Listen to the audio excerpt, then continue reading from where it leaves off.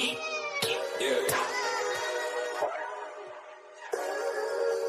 We really boxing. Who wanted the baddest? Let's see. Oh, we boxing? Yeah, we boxing. I need that belt like it ain't no other option. So we punching and weeping and blocking. Defeat ain't an option. Let them know. Shoot a video, put it on BVO. Let them know. Every time I punch, it's a heavy blow. BVO, bound to hit like bricks cause it was set in stone. Let them know. I ain't getting body, but I'ma hit this flow. Yeah, way more than a show. This is BVO. This how it's finna go. I'ma throw some jabs. Make them think my punch is weaker than I hook his ass. This the ring, not the kitchen, but I'ma cook his ass. Me and him, that's a pro versus the rookie class. All my life I had to fight, but I still love it. Me and BVO got moves that you can't steal from us. And these haters be throwing shots, but I don't feel nothing. I ain't gonna lie, shit, they alright, but we a little rougher. Step up for the title and facial rival, this ain't no little tussle. Bet I be no bird, being chicken to get your feathers ruffled. Footwork, I'm dancing around my opponent like the Cupid shuffle. Good work, bodies hit the flow, they can't move a muscle. The upside is we ain't in the streets, shooting and shooting up. Catch me in the ring, sticking, moving and suited up. I know everybody can eat, but I ain't full enough. Oh, you said it's smoking some beef? I guess I'm pulling up. Oh, we boxing? Yeah, we boxing. I need that belt like it ain't no other option. So we punching and weeping and blocking. Defeat ain't an option. Let them know. Shoot a video, put it on BVO. Let them know. Every time I punch, it's a heavy blow. BVO, bound to hit like bricks cause it was set in stone. Let them know. I ain't getting body, but I'ma hit this flow. Yeah, way more than a show. This is... Yo, what's up? It's your boy BBO Boxing. It's your boy DFree, aka the Oscar De La Hoya hater, aka don't respect Mexican boxing. So we back, man. What's going on, man? How you feeling? Man, I'm good, man. What's going on with you?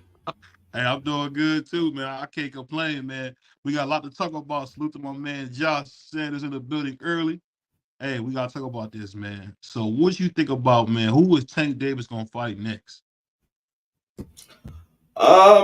It looks like he's going to fight Eastside Cruz. He pretty much don't have no other options. I mean, you gonna fight what? Williams Zepeda, Jermaine Ortiz.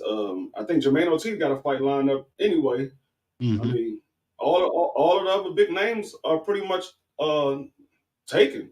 So I mean, he really don't have no other option but Eastside Cruz.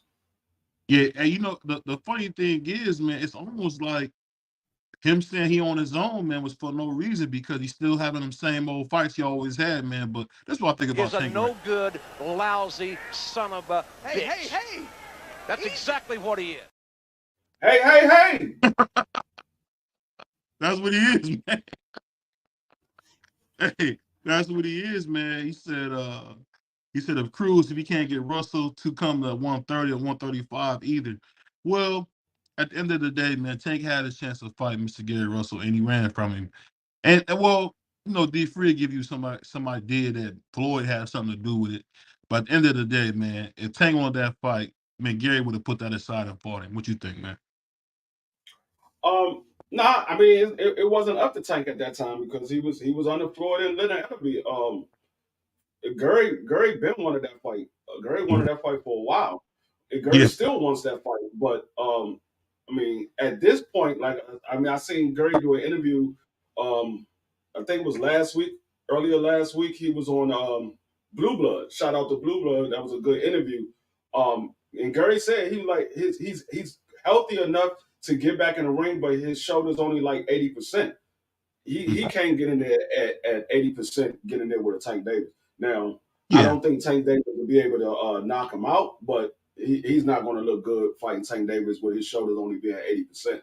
I think Gary still has the reflexes and the defense to be able to not get hit with the big shot, but he is going to look pretty much like Mark Maceo because he's still going to lose. He ain't going to be able to land the shot, and with your shoulder being 80%, if you can't hurt Tank Davis just going to walk through you. I mean, to tell you the truth, I want to see the fight. I don't hate the kid. You don't? I don't hate the kid, but I just like to put him in the hospital, though. I like to sue that ambulance. I would give him way more credit if he would just put Gary Russell or somebody like that and beat him up bad. I mean, I just don't know. The whole Eastside Cruz fight, it just tells me that all that stuff that, you know, Calvin Ford, his trainer, was saying was all crap. Calvin Ford's a liar, man, and it's just that simple, man.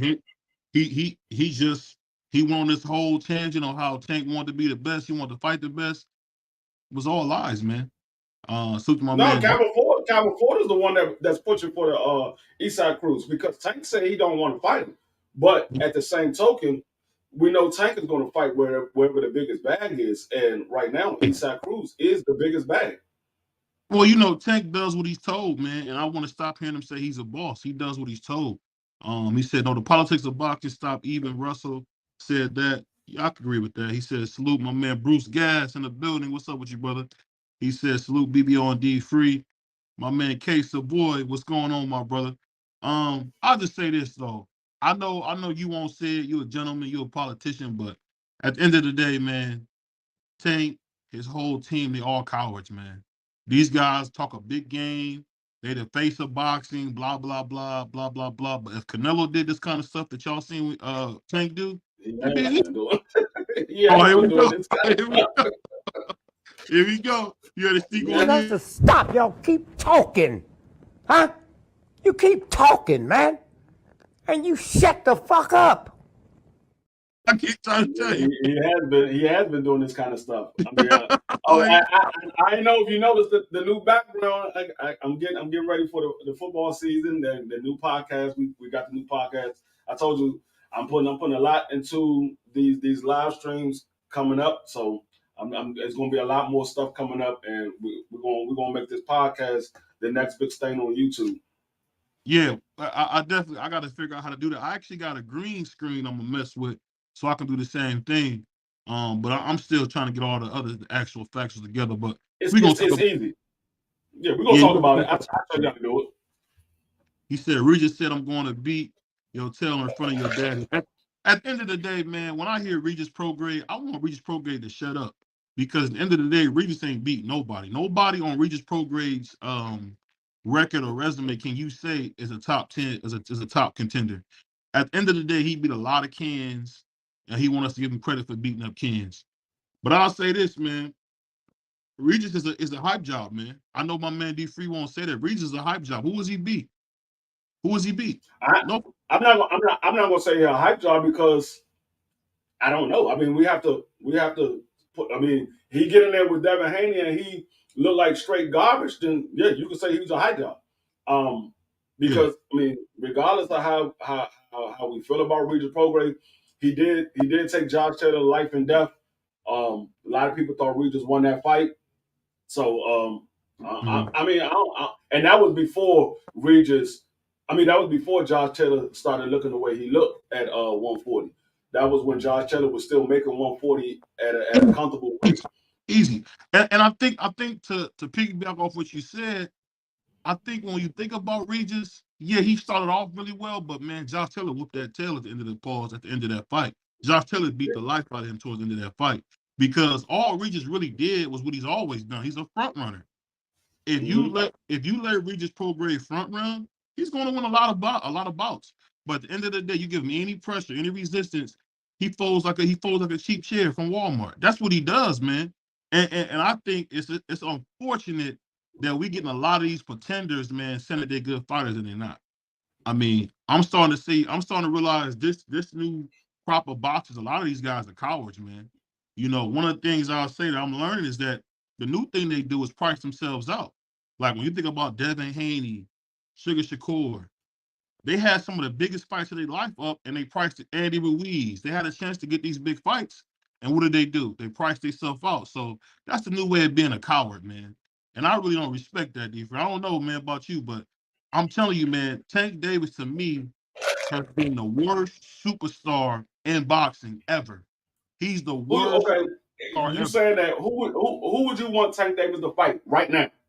If right now, Tank Davis said he want to have a fight at the end of the year, who would you want Tank Davis to fight right now that he wouldn't get criticized about? Right now, I would love to see him fight Jermaine Ortiz right now. Jermaine Ortiz got a fight lined up. No, he'll leave that fight to fight Tank, and you know that. No, I don't, because he's signed to Bob Earn. All I know is this. I would love to see him fight Jermaine Ortiz. And if he couldn't get Jermaine Ortiz, I would love to see him fight Frank Martin. At the end of the Frank day, Martin fighting Shakur. but listen, this is what I'm saying. I'm saying before this happened, I don't necessarily think Tank should fight a tough guy right before he just get out of jail. I mean, he just got out of jail. But what I'm saying is this: I think that Tank needs to challenge himself. Maybe fight that No, dude Rivera Ali. Fight somebody with a pulse, man. Rivera. You talking Michelle Rivera? Yeah. That man, as far as Oh, I he's know, at that man is 140. still My mistake. suspended. He's at 140. My mistake. He's No, at he 140. had one. I think he's still at 135 unless he moved up He's at after he got 140. beat up by No, he's Frank and moved up to 140. yeah, he's at 140. Yeah, that's what he did. Yeah. He got beat to You death. get beat up. You get beat up by Frank and you move to 140. Yeah, because he was on those weight cutters, man. Like he was on some type of weight cutter, very similar to clenbuterol, and he just can't make the weight. Let me read a couple of these comments, man. Skywalker, salute. Salute to my man Bruce. He said, "Name Tank Senator win, Leo Santa Cruz. Leo Santa Cruz. I mean, say what you Yeah, I'll say want. Leo, Pedraga. No, Those are his signature wins. Pedraza, man. You know You what it got is. you got to Pedraza, put Pedraga on it because that was his first title, and but Pedraza was just like Canelo's Austin Trout. It was a good But fighter. what I'm saying is, at the time, Pedraga was he was a big name. He was chosen by a lot of people to beat Tank Davis, but Tank Davis, that was his first big fight, and Tank Right. Davis went in there and knocked him out. So Yeah, I mean, I will put Pedraga on there. Now yeah, Leo but Santa Cruz is a bigger name. He's a bigger name, no, but Leo Santa Cruz is a terrific fighter, man. no, I'm saying Leo Santa Cruz is a bigger name. The only reason why I say the reason I say Leo Santa Cruz that way is because a lot of people say, oh, he called Leo Santa Cruz up to 130 and Leo Santa Cruz fight at That's all talk, 126. though. That's all talk. Yeah. And I'm gonna tell you something that kind of got me a little bit about Tank was when Tank, I don't know if you heard the reports, but that boy King Crawford said, I'll wait for Tank at 147. I'll make 147 for Tank. And Tank said, no, I was just joking. I was just playing around. Now, No. I don't think that was a realistic fight. But if Roberto Duran can do it, I know Tank can do it. They're about the same size.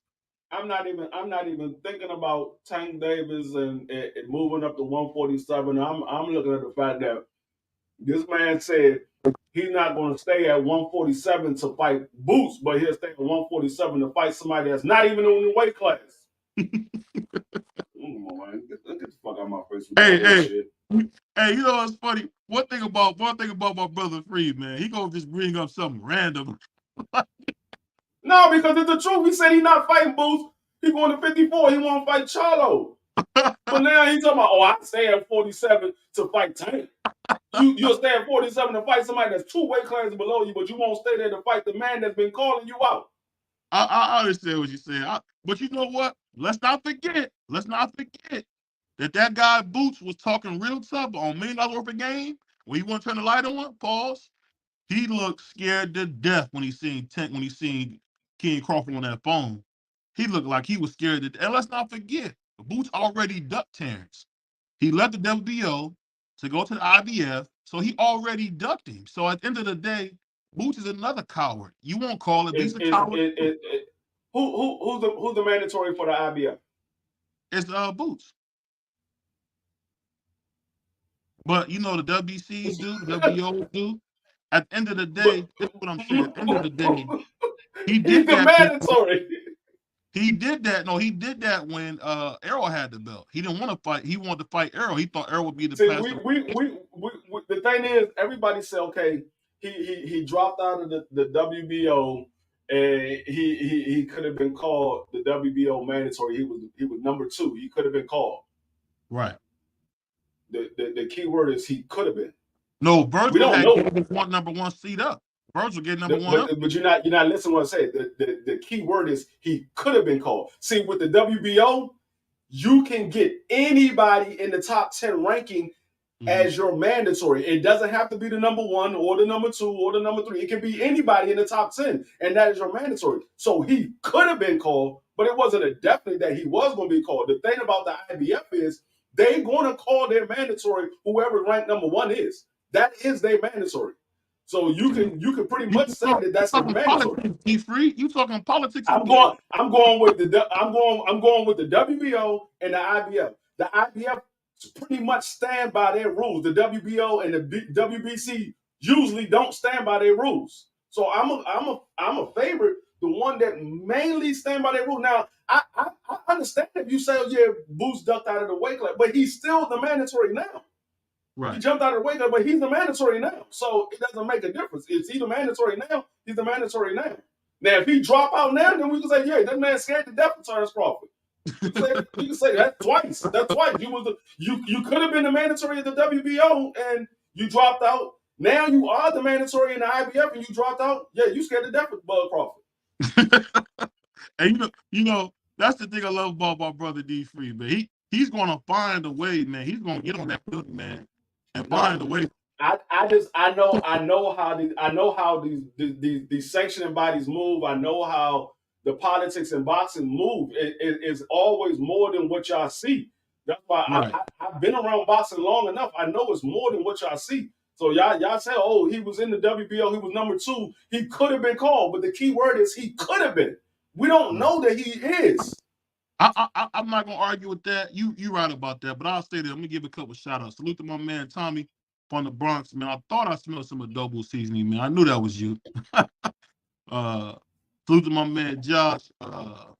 Case the boy said, no, I'm not going to say that Regis is no joke. Regis is a hype job.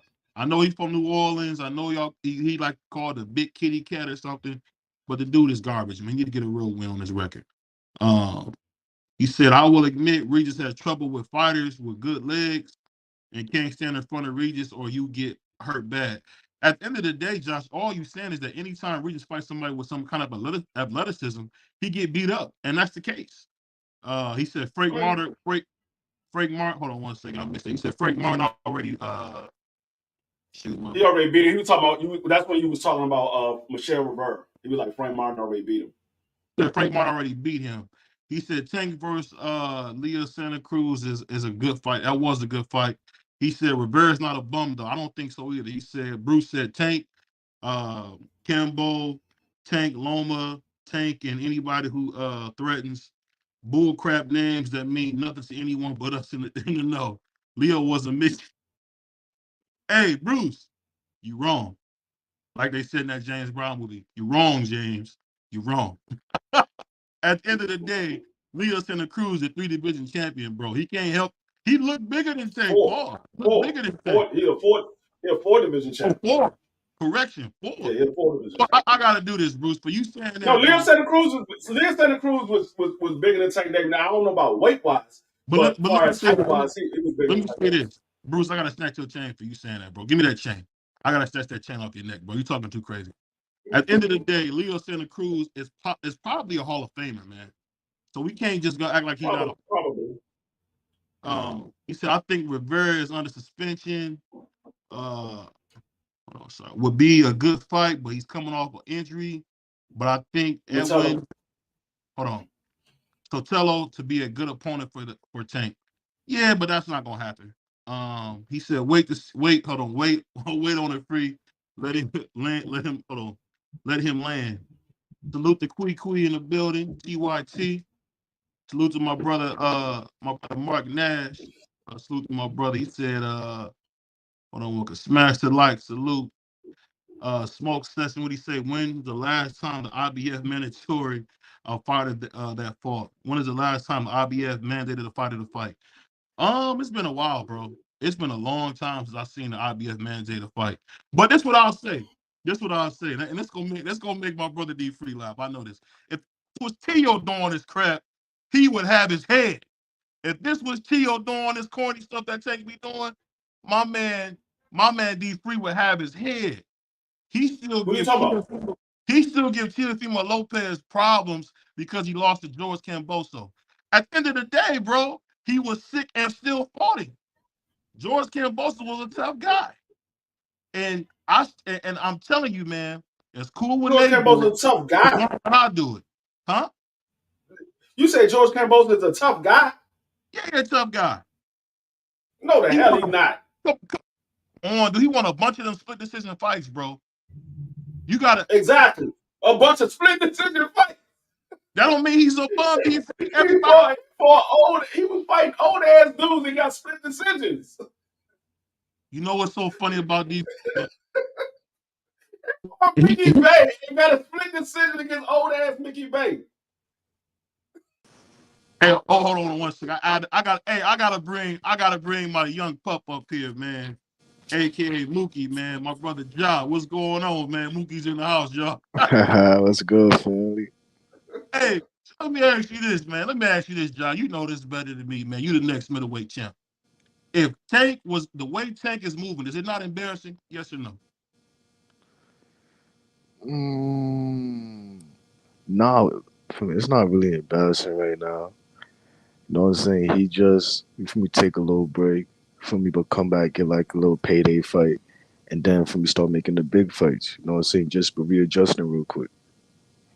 All I ask BVO, he still has to answer the question because everybody he named, they already got a fight lined up. I said, who do you want Tank to fight right now? Who can he fight right now that he wouldn't get criticized about? Who can he fight right now? Because we already know that Bob said he's not fighting, he's not putting Loma in the ring with Tank Davis. We already know that. Mm-hmm. Shakur is fighting Frank Martin. Jermaine Ortiz has a fight lined up, who is also under Bob Arum. And there's nobody else. Who else you want him in the ring with?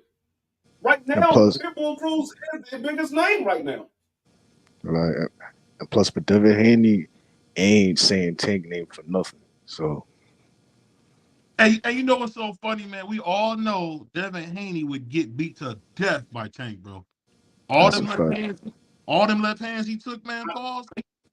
I ain't gonna say beat to death. I think Devin Haney will go to sleep. You see, because the thing is, the reason I won't say beat to death is because Tank don't throw a lot of punches.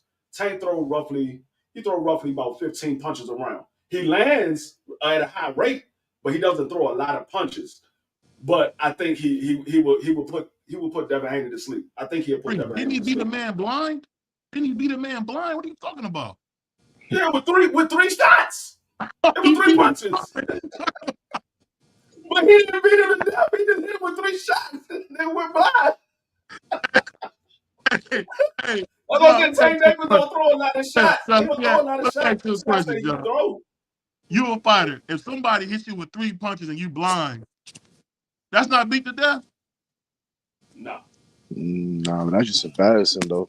That's like damn. It's embarrassing. It ain't beat to death though. That ain't beat to death. But yeah, you get him with 3 shots. I'm gonna tell you something funny, DFree. Ja's my guy, man. Pause. But this kid don't start fighting until he get hit. Like I was watching him. If you watch his fights, man, great ring IQ, but somebody got to hit John in the mouth before he fight. So he's not a good guy to listen to. I'm gonna ask you this question: do you think Dominique Brazil got beat to death when he lost to Deontay Wilder?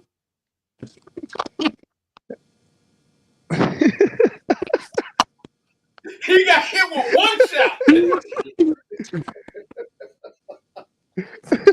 man got hit with 1 shot. And his body collapsed. Hey, brother DFree, man. You know, DFree a piece of work, man. He's a rough guy. You know what? Them Spanish cats, they gotta watch them guys, man. That's why Stop, y'all keep talking. Huh? You keep talking, man. And you shut the fuck up. Huh? I'm just saying, man. I think Tank Davis. I think Tank Davis will me personally, I think Tank Davis will put Devin Haney to sleep, but I don't think he'll get beat. I don't think Devin Haney will get beat to death because Tank don't throw a lot of shots. So that's why I said if Tank was somebody that throw a lot of shots. So getting beat blind or getting knocked out cold where your legs is crossed in front of your wife and kids, that's not beat to death. Nah. I mean, because he got hit with 1 shot. He got hit with 1 shot. The man went blind. He got hit with another shot. He lost his memory. He thought he got knocked out. And then he got hit with another shot. And the nigga didn't remember where he was at. So, I mean, it was 3 shots. Well, my boy, Case Voice said, Cam not tough. Teal just saw. Salute to my brother G5. What do you say? Salute to my bros DFree, BBO, and fam in the chat. Miami boy, what's up with you, brother? But this is what I'll tell you. That's like, now, if you want to know how somebody biased, my brother DFree said if you get beat blind or you get knocked out cold, that's not. I didn't say if you get beat blind. He didn't get beat blind. He got hit with a shot and went blind. He didn't get beat blind. He got hit with a shot and went blind.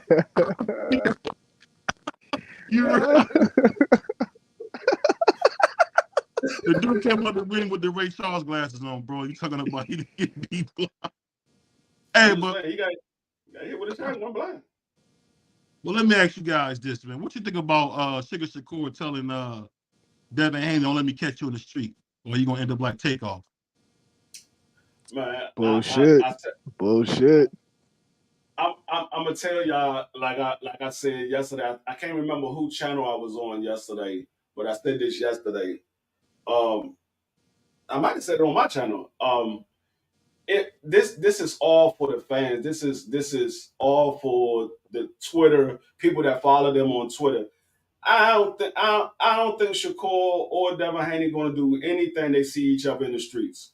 These niggas, they know where each other live at. They know where they hang at. They know everything about each other. If they was going to do something, they would have pulled up. I just think that it's just to build a fight for whenever they fight in the future. I don't think it has nothing to do with what they're going to do if they see. I guarantee you, Devin Haney could see Shakur tomorrow and nothing will happen. They're going to give each other their evil eye and go about their business. I don't believe none of that. I would believe that if I wouldn't have seen what happened at Takeoff. So I mean, if somebody say, we're gonna do you like we did Takeoff, I mean, come on, man, it's kind of rough. But that wasn't Shakur though. That wasn't Shakur. Ain't Shakur with Jay Prince? Shakur's with Jay Prince, but that wasn't Shakur. Oh, okay. Shakur said, "I'ma slap you." Shakur said, "I'ma slap you." I said, "I don't think Shakur gonna do anything." Oh, okay. Hey, so I bet you believe Ray Lewis is innocent, don't you? Something wrong with BVO, man. Hey, DFree a piece of work, bro. He probably think Ray Lewis is innocent. Where's the white suit at, Ray? But other than that, he said, for example, Beat was Ugas versus EJ. No, Beat was Terrence versus EJ. That's Beat. He's talking about. Yeah.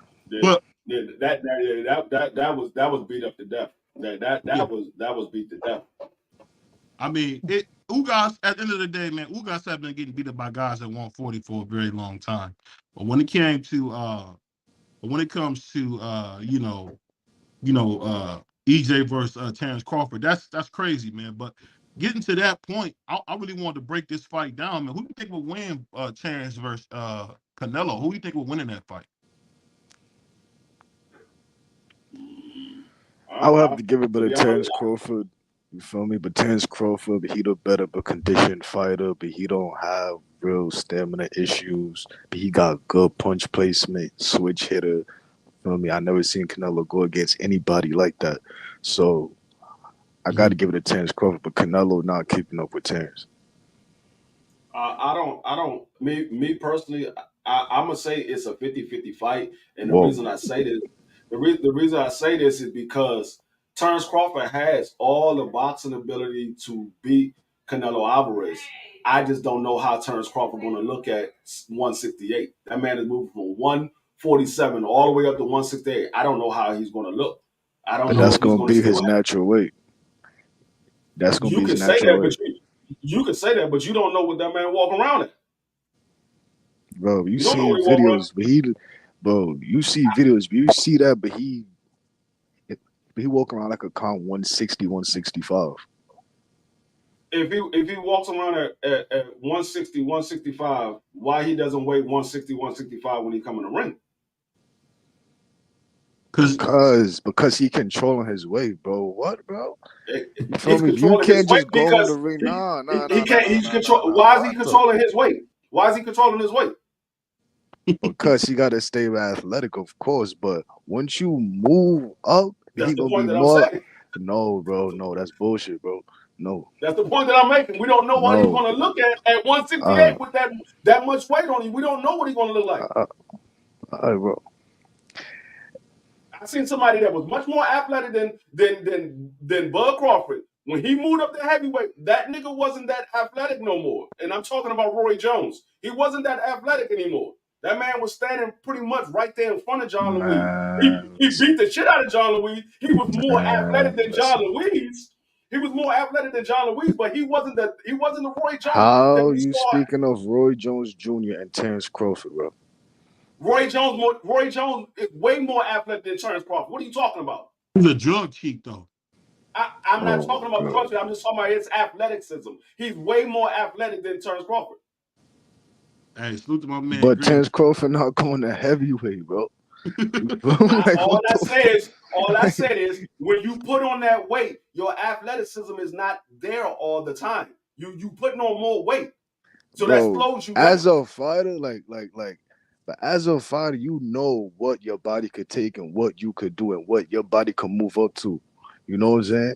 Terrence Crawford know what he's doing, and if he's saying that he's good at 168 and he will move up, trust me, he's comfortable at that weight.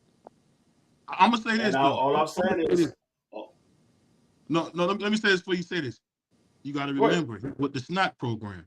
So keep that in mind, DFree. You're not realizing that he's been with the snack program. So we don't know, man. It's been all I'm saying is when first of all, I never said nothing about skilled. I said athletic. So podcast, you might have to rewind and listen to what I said. I said more athletic. I didn't say skilled. But what I've said is when you put on more weight, that slows you down. That takes away from your speed. It takes away from your stamina as well, because it's not like he's at 168 and he's campaigning at that weight. This is one fight he's going up there to fight, and we don't know what he's going to look at. I'm not saying that Terrence Crawford won't win. I just said I would say it's more of a 50-50 fight because I don't know what Terrence Crawford going to look like at 168. I never said that Terrence Crawford is not going to win. I said Terrence Crawford has all the boxing ability to beat Canelo Alverez. I said I don't know what he's going to look like at 168. Well, let me ask you this. Have you considered the fact that he's with the snack program now? Or that doesn't come into equation. Him being with the snack program, that don't help. I don't know, man. But till I see the some. No, I'm not accusing him of anything. I'm not accusing him of anything. I'm just asking you. No, I don't know what the snack program does. Listen, but until Bovada, Vada drop some details on Terrence Crawford. I would never accuse Terrence Crawford of anything crazy. I'm just saying, since you want the snack program, he knocked out Sean Porter. He knocked out Errol Spence. I mean, he beat David Avocado to death. I mean, arguably, man, he probably beat you could say he beat Errol to death too. I mean, something's going on, bro. I mean, but he was knocking people out before he got with the snack program. So I can't put that on the snack program like that because he knocked like that.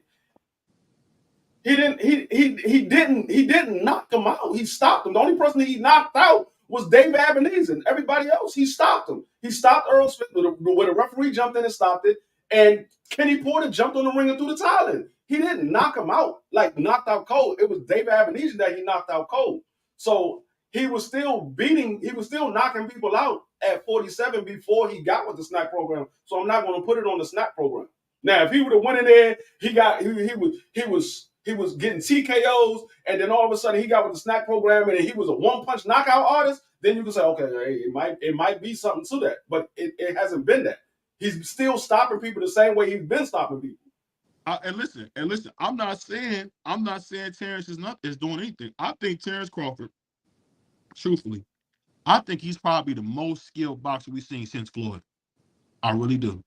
From the defense, from the change of pace, just how he was punching in between punches.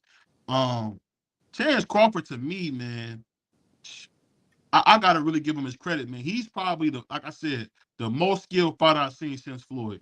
He said, I didn't say you did. I'm telling you, he's more skilled, so he doesn't have to be more athletic. He said BBO was a snack program, biggest cheat in MLB history. Y'all pushing the BS agenda too, shaking my head. Buzz only had 6 knockouts in his career. All I'll say is this. Agree with me or not, all I'm saying is ever since I seen Bud Crawford with the snack program, he's been different. I'm not accusing him of nothing. He just looks different. He looks more powerful. He looks stronger. He just looks different.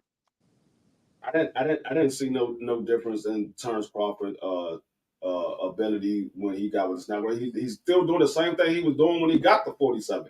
I don't see no difference. He's still doing the same exact thing. Well, now, like I said, he might got a strength and conditioning coach with the snap program, which could make him look stronger than what he normally has been in the past. But that doesn't mean that he's on something. He just might got a strength and conditioning coach. Like I said, I'm not saying that he's done anything. He said Bud could get Canelo off balance, but it'll be the first to drop Canelo. I'm convinced because he dropped my dog Errol. He's also in his mid-30s. Old man strength is a real thing. His IQ has improved as well. I'll say this. And he got the best adjustments I've seen in this generation. The best adjustments. Absolutely. Yeah, I mean, like I said, I don't. When I heard that people started talking about that, I said, until a man tests positive, I'm not putting that jacket on nobody. I never thought that Bud Crawford ever cheated in that fight. I still don't think that Bud Crawford ever cheated in that fight. So until a daggone drug test come back, and as far as we know, no drug test came back positive. So that man hasn't cheated, and they keep saying, oh well, he got some stuff that's undetected. That means you don't know if he's cheating or not. If he got some stuff that's undetected, you don't know that he's cheating because you can't detect that he's cheating. And this is what I'll say. I don't think he's cheating, but I'll tell you this. You know what? I agree with everybody who says he's not cheating. But at the end of the day, he looks different since he's been with the snack program. If you say he's not looking different, you're not being genuine. You're not being honest. He looks different. He looks more powerful. And remember this. Remember, he had to get off the scale and come back 30 minutes later to make the 147. I mean, I don't know. Hey, John, you could tell me if I'm wrong, but when does a guy get stronger in his doggone 30s? I mean, shit, man, better conditioning. You know what I'm saying? But change. Better conditioning. You know what I'm saying? Just getting strong. I know a guy right now who got strong as hell in his damn 50s. Yeah. that nigga was weak as shit. That nigga started working out. That nigga strong as a motherfucker now. Hey, he was in there. I'm gonna tell you something funny that I seen. Shout out to my brother Q, lost all the boxing. That's my brother right there. Hey, when I seen Terrence Crawford push Errol back and begin to just beat on him, I was like, whoa, where did that come from? I didn't see that. You gotta remember that. Different. He does look different. Speak to my man Greenlight. He said, and plus, he knocked everyone out, bro. He was bigger than Errol. He was. He said some people underestimate the damage an accurate punch can do. He's the most accurate puncher today, 31 knockouts. Is he the most accurate puncher? I think you got to talk about Tank Davis when you talk about most accurate puncher because you talk about a guy that don't waste no shot. I mean, Bud is up there. He's up there as far as accuracy. But the most accurate puncher is probably Tank Davis. But Bud is up there. He's probably like top 5 in accuracy. He's probably top 5. Yeah, and I'll say this. Before we get to our next topic, I got to ask you a serious question, man. I got to ask you a serious question. Who won the fight? Was it Oscar De La Hoya or Sweepy? I'm going to give you a chance to clean up your answer because you said something crazy last time, DFree. Who won that fight, man? It's an ongoing thing. Me and DFree always discuss. Y'all know that. Y'all know how we do, BBO Nation. We got to talk about this. At the end of the day, who won that fight, DFree? Somebody You asking me? Yeah, I'm asking you. I'm asking you. Nigga, you already know what my answer is. Sweepy won that damn fight. Why you keep asking me? You asked me this question 14 times. I'm going to say Sweepy, and then on the 15th time, I'm going to say, you know what? Oscar won that fight, dog. Oscar won it. No. Hey, John. Won that fight. Hey, John. Why does my brother want to talk to me like that? Why you want to talk to me like that? Ain't that crazy?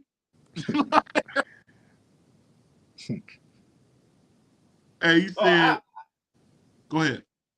No, I was like, I have yet to see somebody say Oscar. The only person that you got up and said Oscar was Bruce Gas, and Bruce Gas said, "Well, it's 3 judges, so I'm just one judge. I'm just one judge." What he say? I gave it the bug, but it's not. I'm not mad at Tank. He's got 25. He got 25 KOs and 6 TKOs and 6 KOs. He said Panel Shakur is a much more accurate puncher. Tank is an accurate knockout hitter. LOL. Sweet Pea, but Sweet Pea played with his food. He said, "Free, you want you to change your answer so bad." That's what I'll say. That's what I'll say. I can't say Shakur green light, and I'm gonna tell you why. Because Shakur hasn't fought anybody under 30, and I don't know when. I'm starting to believe Shakur. He about to fight somebody 28. Well, finally, I'm just saying, man. Shakur has kind of shown us, man. He's a little bit of a coward, man. He don't want the big fights. He had a chance to fight Devin Haney and say it was a bullcrap offer. Guess what? That's all I know. Let me finish. What's going on, Sergeant T? Floyd took 30% to fight Oscar. It was 70-30. At the end of the day, if you want to be great, if you want to be somebody, you got to put it all online. He didn't want to do that. No, it wasn't. It wasn't no 70-30. You got to beat the man to beat him, man, bro. That's simple, man. It's that. No, it was actually it was worse than that. It was more like 75-25. Yeah, it was more like 76-24 or 78. 77. I think it was like 77-23, something like that. It was worse than that. It was worse than 25%. I know that. It was worse than 25%. But Floyd was like, once I beat him, I'm gonna be the man. Yeah. What's going on, Just Dude? What's going on, Southern?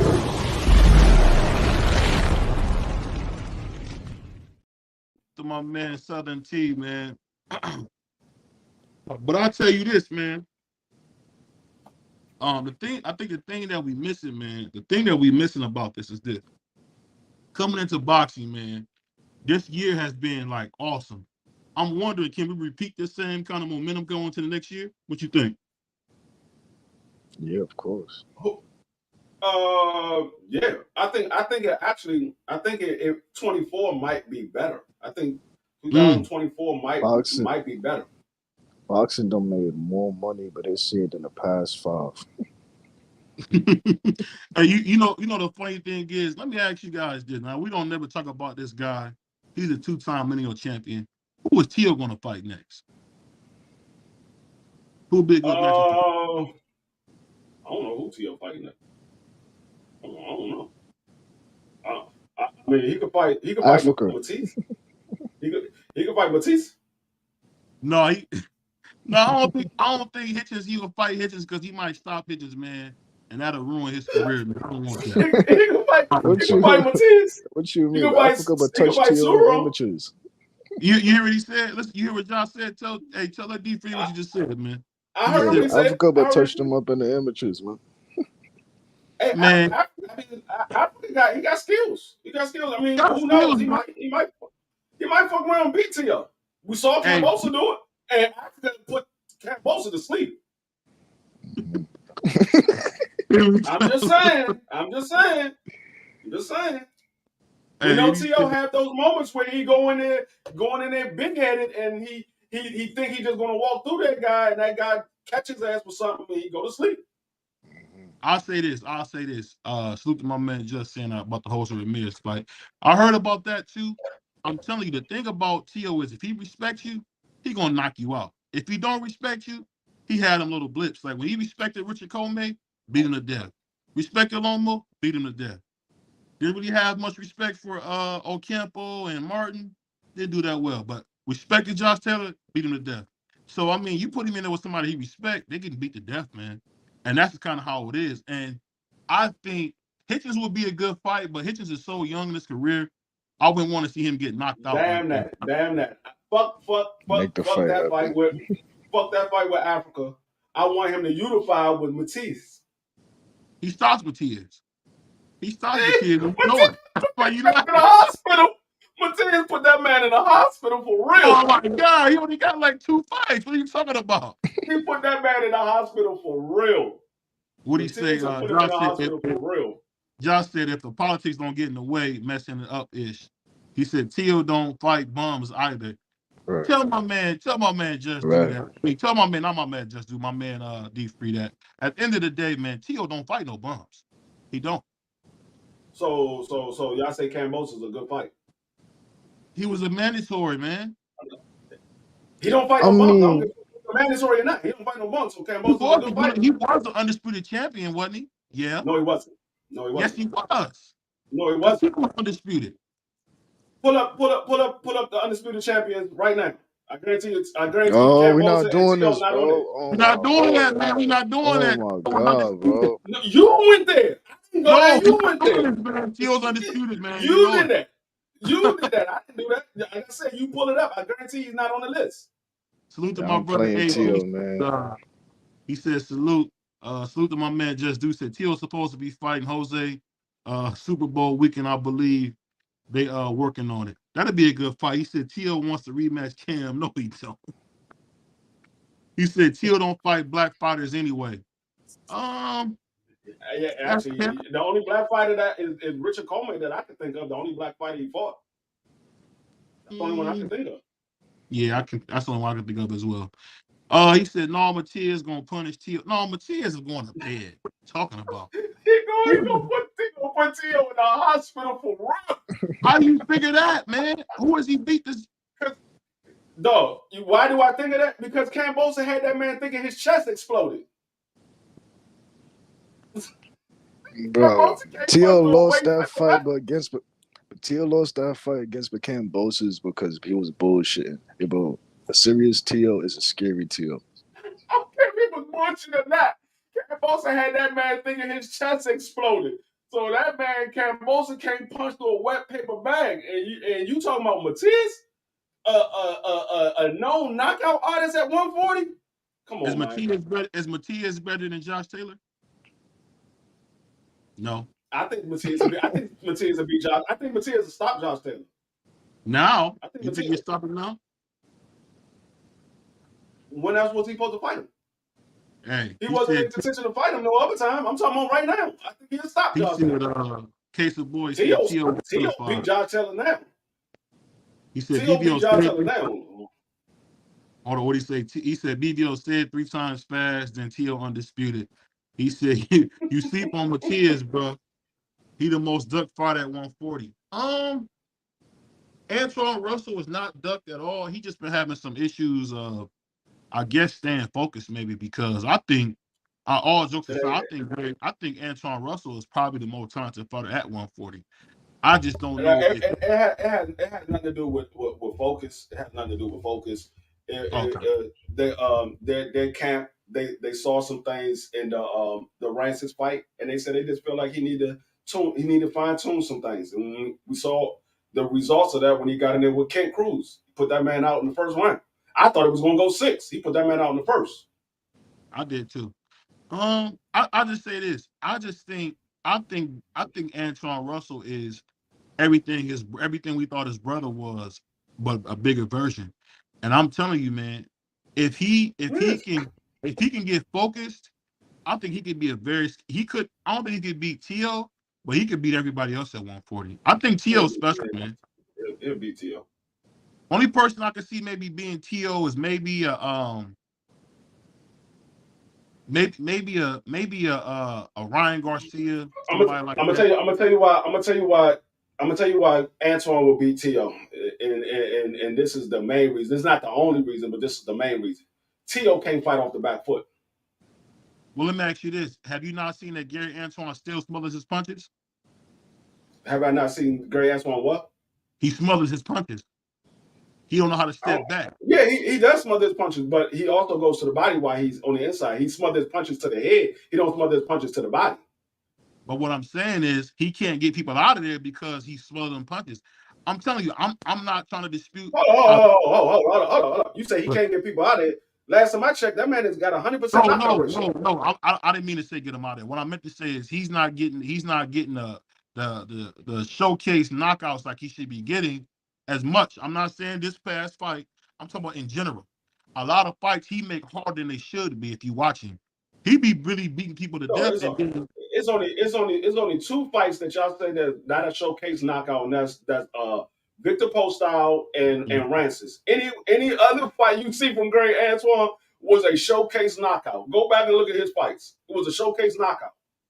It just those two fights he had a little bit of problems, and rightfully so. Those guys are veterans, so it should have been a test fight for him. And those was two step up fights. this is what I'm saying. This is what I'm saying, Free. And let me ask you this, John. You're a fighter. You in the ring.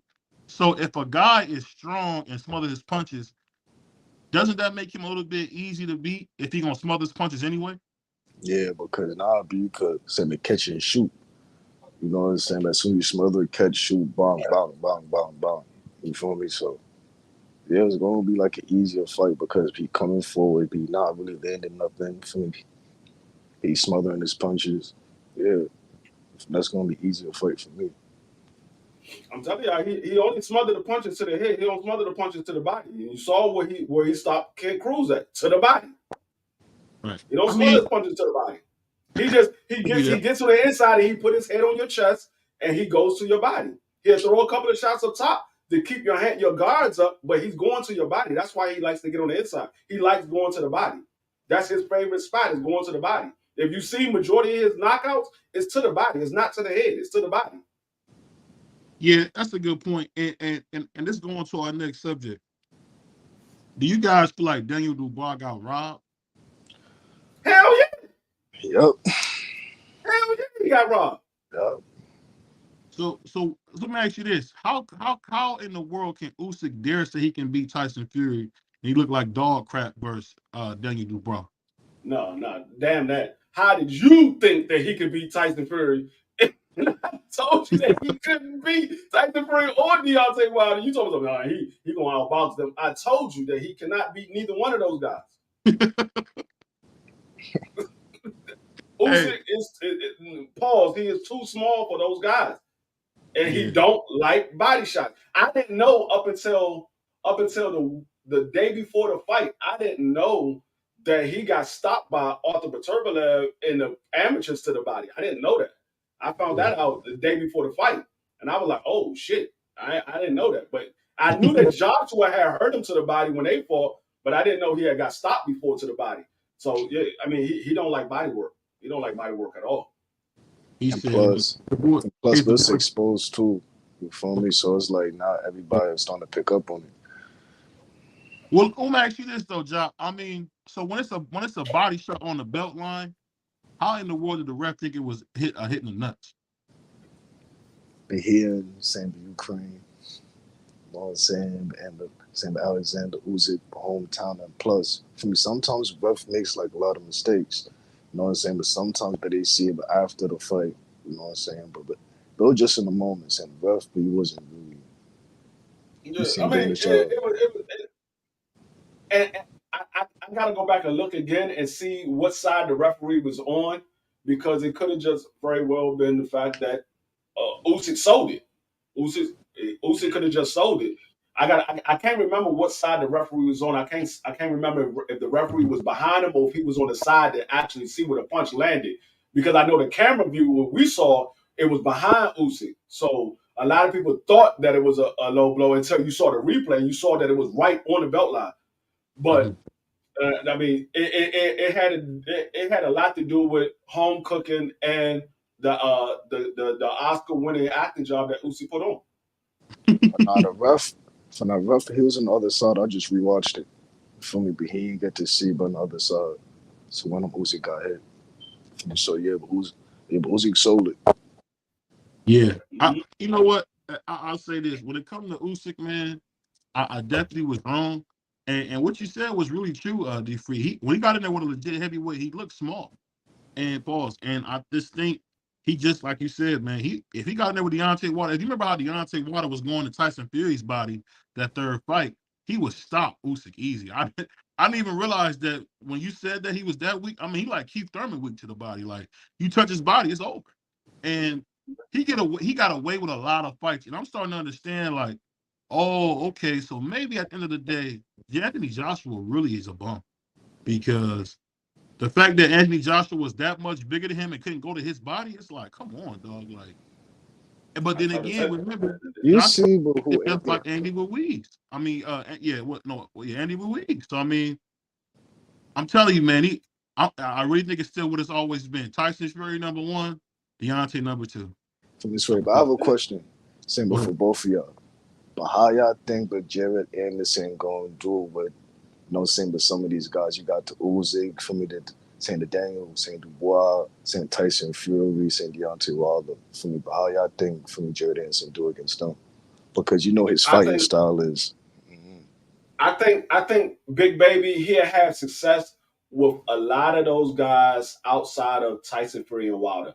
I don't think he will have the same success with Tyson Fury and Wilder that he has with those other guys. Because the thing about Tyson Fury is a big dude, but he likes to lay on you. And and we got to remember that Tyson Fury also had Big Baby in his camp sparring for the Wilder fight, so he pretty much know what Big Baby does. And with Wilder can keep Big Baby on the outside. Big Baby like to box anyway, so the worst thing to do is give Wilder space to throw that 1-2. And regardless of how we think about Wilder got fast hands, and and Big Baby, he has some holes in his defense. He gets hit, and if you get hit by Deontay Wilder, that might be all it wrote. You taking a shower, man? Pause. You taking a shower? How about Usyk? I think he'll beat Usyk. Yeah, I think he'll beat Usyk. Yeah, I think he'll beat Usyk. He beats Usyk. He beats Usyk. But I'm telling you, I don't know if you guys ever seen that movie Django, but what my man said, you can't have my #1 nigga, and you can't have my #2 nigga. At the end of the day, it's Tyson Fury and Deontay Wilder. Because think about this, y'all. Other than a couple glitches, we haven't seen anybody have the kind of success against Tyson Fury that Deontay Wilder had. Because Deontay Wilder, every time he fight Tyson Fury, that noodle's getting scrambled like every time. And we laugh about it because Deontay got beat half to death. But dog, everybody else is getting killed when they get in there with Tyson Fury. Am I wrong, DFree? He went in there and beat Dillian White like that was his son. I mean, Dillian White. I was never big on Dillian White. He's a sucker for an uppercut. All 3 losses was a knockout uppercut. All 3 of them. All you got to do is go back and look at every last loss that he got was an uppercut, a knockout uppercut. So that man is a sucker for an uppercut. And just to go back, what you said, you were saying that that Regis Prograis is a hype job. Nah, the hype job is AJ. AJ is a hype job. That's what you call a hype job. That man, he absolutely. And you know what's so funny, man? Now that I've been watching him more and more, he's like, you ever seen that movie Rocky? He's like Tommy Guns, man. He remember when he lost to Usyk, he started throwing the ring, the belts out the ring. Yeah, I mean, AJ is he's good when everything is clicking. When everything is clicking, AJ is good. Yeah. But if he's not on that night, AJ look like he's fresh in the pros. He look like he's just now coming to the pros. Hey, and you know what? I don't like to say this about AJ, but you know what? He's been a benefit of great matchmaking. Hell yeah. You think about, he fought Charles Martin early on. He fought Klitschko old. And I'm going to tell you something. I don't know if you agree with me on this one, but I want to get your opinion, DFree. I think Vitaly Klitschko was better than Vladimir, in my opinion. Because Vitaly actually almost beat Lennox. Vladimir got beat to death. Vitaly really almost stopped Lennox, man, if he wouldn't got cut. Yeah, but the thing is, Vitaly, he has more heart. Vladimir has the skills, but Vitaly had more heart, and that's the reason why Vitaly did so well against Lennox Lewis, because he wasn't giving in. He was like, "Fuck, I don't give a fuck what they say about you. You're not better than me. He wasn't giving in, and if it wasn't for the cut, he was winning that fight. If it wasn't for the cut, Lennox Lewis would have lost. Yeah. Lennox Lewis would have lost if it wasn't for that cut. Talk about a robbery. He said Vitaly was better overall, but Vladimir had a better established jab. I say this: all Vladimir was jab, right hand, jab, right hand. But Vitaly was a little bit slick, and I think when Vitaly was with Emmanuel Lewis, man, I think he benefited way more than Vladimir did. And like DFree said, Lennox was about to lose at his height, not old at his height. He was about to lose, but he got cut. I don't know if that was a blow or a punch, but whatever it was, he was bleeding like a pig. So they had to stop that fight. It was a punch. It was a punch, but I think he could have kept fighting because even though he get cut, the doctor asked him, "Can you see? If he can see, you're supposed to be able to let him fight." But they didn't want Lennox Lewis to lose. They didn't want him to lose, so they stopped the fight because that's what the doctor's there for. They come over there, they cover one eye. They say, "Can you see?" And they put the pin up there or they put their finger up there and have you follow his finger. And if you can see, you're supposed to be able to continue. But they wasn't trying to let him continue. And he was like, he went off. He was like, "What the fuck? I want a rematch." And Lennox Lewis was like, "Nah, I retired. Fuck that. I'm done. I'm not he did retire after that. He pulled a man. Yeah, he said, "I'm done." That one. He was pissed. He was pissed. But you know, I'm gonna ask you guys this. In boxing, is this Inoue stuff we hearing about Tank? Is that real or is that just talk, DFree and John? Man, that's talk. I mean, the people want it to be real, but it's talk. I mean, it's not talk. I understand what they reaching for, but because they see anyway he's got power, he's knocking all these guys out or whatever. He just beat Cool Boy. I understand what they're reaching for, but y'all underestimating Tank Davis by all this reaching, and all you're gonna do is cut that man's career short because that man has the chance of being a 2-time undisputed champion. And you trying to put him in there with Tank Davis. Tank Davis is going to cut that man's career short. He's not ready for no Tank Davis. I mean, the first good fighter that he fought was Cool Boy. That's the first good fighter he fought. And Cool Boy ain't no fucking Tank Davis. Cool Boy he not beating Tank Davis at all. On Cool Boy's best day, he's not beating Tank Davis. So I don't.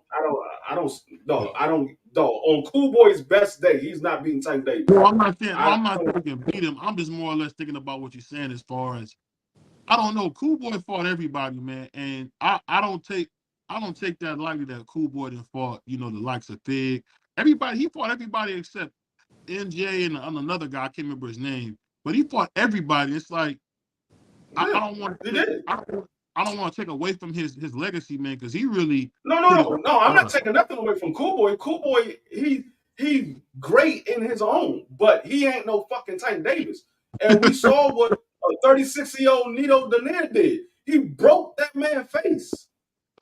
So, Nito broke your face. Tank Davis is putting that man in the hospital for a couple of weeks. No, he's not ready for no Tank Davis. What you think? But that fight, bro, could happen. You know what I'm saying? Like in the next 4, maybe 5 years, that could probably be the fight. Yeah, you know what I'm saying? Yeah. Oh, yo, that's gonna be like a record-breaking fight. Saying, but my opinion, in the next few years. And 2, for me, I don't really see Tank Bawash anyway, because anyway is strong. You feel me? But he boxed, but he set all his shots up. You never see him waste on punches. He got a good style of fighting. You feel me? So. Yeah, but I see that fight happening. But I got Tank though, regardless. But I see that fight happening. I didn't see Tank in there with guys that can punch hard and got knockout power. Nah, but and Tank none of them was really a threat like how Inoue is a threat. You feel me? None of them is. Yeah, but anyway, also hasn't been in there with nobody like a Tank Davis. We never seen Inoue Tank in there never with somebody been in there. Exactly. They both never tasted, but you feel me? They both never had seen a taste of the styles. Anyway, is not a threat to Tank Davis, dog. He's not a threat. He's gonna Bro, look what are just you like talking everybody about, else. bro? What the? No, bro. He's not a threat to Bullshit. Tank Davis. Everybody Bullshit. said Ryan Garcia was a threat to Tank Davis, and I said he wasn't. And we saw he wasn't a threat. Bro, Everybody that's said Ryan Rolly was a threat to Garcia. Tank Davis. He wasn't a threat. We have Bro, seen Tank Davis in there with these guys. They not threat. This is anyway, bro. No, I said you like, saying this is like, anyway is somebody special. He's not. He does a lot at the DFree. lower Alright, weight bro. class. DFree, he not special.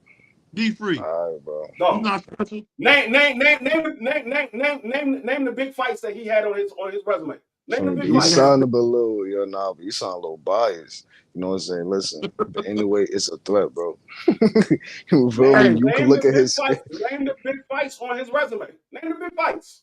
If he had waves in the beard, man, that'd be your guy. If he had waves in the beard, I'd say that man get killed by Tank Davis as well. What are you talking about? That man is way too fucking small for Tank Davis. DFree, we see levels way too small. Tank, what the? Okay. I'm gonna tell you what y'all sound like. I'm gonna tell you what y'all sound like. You don't know what you talking about. I'm gonna tell you what you talking about, bro. Dog, listen, this is what y'all you don't sound know shit like. about This is what y'all boxing. sound like. Bro. Dog, what? Nigga, I've been around boxing before you was even born. What are you talking about? Bro, this is what y'all sound like. So how you talking about? Anyway, it's not a threat, bro. Let me explain it to you. If you let me talk, you'll hear me. Let me explain it to you. This is what y'all sound like. Y'all sound like Tank Davis is a threat to Bud Crawford. That's what y'all sound like. He's not. No, he's not. Exactly. And anyway, it's not a threat to Tank Davis. That's what we're saying right now. You saying Tank is strong like Crawford? No, that's what y'all say. Y'all sound like when y'all say Tank Davis is a threat to Crawford. When y'all say anyway is a threat to Tank Davis, it's like y'all saying Tank Davis is a threat to Crawford. He's not a threat to Crawford. Crawford is too big for him. Can I ask you this? No, we watched that fight. Now, me and you covered that fight live. I didn't know he could box like that. I don't think Tank can box like the way we see anyway box. I haven't seen it. I haven't seen it, DFree. That's the reason why. I'm gonna tell you. That's the reason why you go to work every day, because you don't get paid for thinking. Yeah. You don't get paid for thinking. That's the reason why you go to work every day, because you don't get paid. You don't know shit about boxing. You don't know shit about boxing. You don't think that Tank Davis can box. You don't think that. You have to stop. Y'all keep talking. Huh? You keep talking, man. And you shut the fuck up. I put it this way. They make this fight with Tank Davis versus anyway. I got 500 on Tank Davis and 500 push-ups. Who's taking the bet? Me. Bet. I got you. Nah. You see, but what you saying is that anyway is not. Listen, I never said that anyway was gonna win, bro, because I said I had Tank from the get. No, don't do that, don't do that, because I said regardless, I got Tank winning, but Tank is not rolling over anyway. You feel me? He's not. I never said he was rolling over anything. I said he's putting that man in the hospital. Bro, you crazy, bro. You crazy, bro. But you fought before. I don't hate the kid. You don't. I don't hate the kid, but I just like to put him in the hospital, though. I like to send that to the ambulance. Because I'm telling you, being in a ring like with a style like that, all right, bro. Look. Can I ask you this, though? Let me ask you this, though, DFree. This is what I want to ask you. So, what we seen with Cool Boy, that didn't surprise you? Seriously. Surprised me about what? That I didn't know anyway was that skilled. Did you? I didn't know that anyway had the foot movement. I knew anyway had a good jab. I knew anyway had power in both hands. I didn't know he had the foot movement that was going to give Cool Boy problems. But that still doesn't take away from what I think that Tank Davis would do to anyway. That's the same thing people were saying. I heard this story before when Tank was going to fight Leo. They were like, oh, Leo going to outbox Tank Davis. And Leo got put to sleep in the corner. That man got put to sleep. Leo, listen, but Leo, Leo, but he didn't have no, you feel me, no, like, for me, what's the word? They never said that. Saying, They never said Leo was going to knock Tank Davis no, out. no, They no, never no, no, said he no, was going no, to no, knock him out. no. What's that word? Saying the velocity. He don't have no velocity, bro. His punches, you feel me? But Leo, he just throw a lot of punches, but no punches. That's like a, you feel me, like a fast twitch punch. But no, that he's not that type of fighter. But I anyway, understand. but look, anyway, he lines all his opponents up. He sets up everything. He know how to cut off the ring. He know how to come back with all his shots. He know what he can throw and what he can throw. He got a good boxing IQ. A good boxing IQ. DFree, Paul Butler was running, right? And he cut the ring off and stopped him. Paul Butler was running from him. Who the fuck is Paul Butler? Paul Who the Butler fuck is got Paul it. Butler? Don't tell me.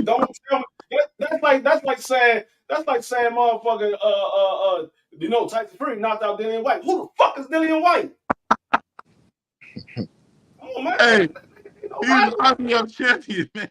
When you say get the F out of here, are you serious? He said they both got knockout power. They can knock each other out. Anyway, gonna be on his bike after the first solid shot from Tank, I swear. Anyway, gonna jump in and be like, oh. But see, I would think that, but in a way, I put like this. Donito Donaire is not that's an amazing win on your record to beat Donaire, bro. The Filipino can fight, bro. He can fight. I mean, and to have somebody break your face and you still win, I mean, that takes a lot of gut. That's a lot of sand right there. You gotta have some sand to do that, DFree. Where's Inoue fighting Tank Davis at if they make this fight? In Japan. No, that's not happening. But I don't think that's not happening. I'm Yeah, joking. yeah. That's not I'm happening. joking. That's not happening. I'm joking, man. But because No, $6 million ain't gonna move. It ain't gonna move Tank the way it moved Cool Boy. Because I think Tank I think I read something. He got $35 million from that fight after 25, taxes. I think. He after taxes he made like $35 million. I didn't know Tank was making money like that. Did y'all? Tank Yeah. make good money. That was his biggest payday by far. But he makes good money. Tank Hey, usually brings in somewhere around $4 to $5 million every fight. Somewhere around D there. man, After taxes. he took After taxes. 35 million home. I'm talking about after taxes. Yeah, that's what I'm saying. He makes decent money. Like you Tank Davis makes decent money after taxes. He makes somewhere around $4 or $5 million after taxes up until he got the fight with Ryan Garcia. When he got the fight with Ryan Garcia, that was his biggest payday by far. Yeah, I mean, and you know what's funny? I didn't know this, but I don't know if y'all heard this, but Tank and Ryan both took $1 million guarantee. Yeah, that's what PBC does. They give you a small guarantee because they want you to get the big money on the back end. $1 million? That's what Earl Spence get all the time. He get 1.5 million guaranteed. He makes all his money on the back know what I'm end. saying. I'll be honest, I didn't know the business in that way. I'm just saying I didn't know they was only getting $1 million guaranteed and come out there with 35. That's what PBC does. They give you a small guarantee so you get more money on the back end. Because if they give you a bigger guarantee, that money on the back end looks small. Because if they give you, that's what you're saying. if they give you a $15 million guarantee, they gotta get their $15 million back, and then whatever's left off that back end money, that's what you get. But if you get a small guarantee, all of that money, 99% of that money is yours on the back end. Oh wow. He said, I'm gonna say this to my man podcast. He said, I'm gonna say this: if Crawford get the Canelo fight, we're gonna see Inoue versus Tank. I'm gonna tell you this: when Steven Espinoza, only person we haven't heard talk about that fight with Inoue is the great Al Haymon, but we never hear Al Haymon talk about any fights. But I think if we get the Inoue fight, that'd be $2 million. That'd be $2 million.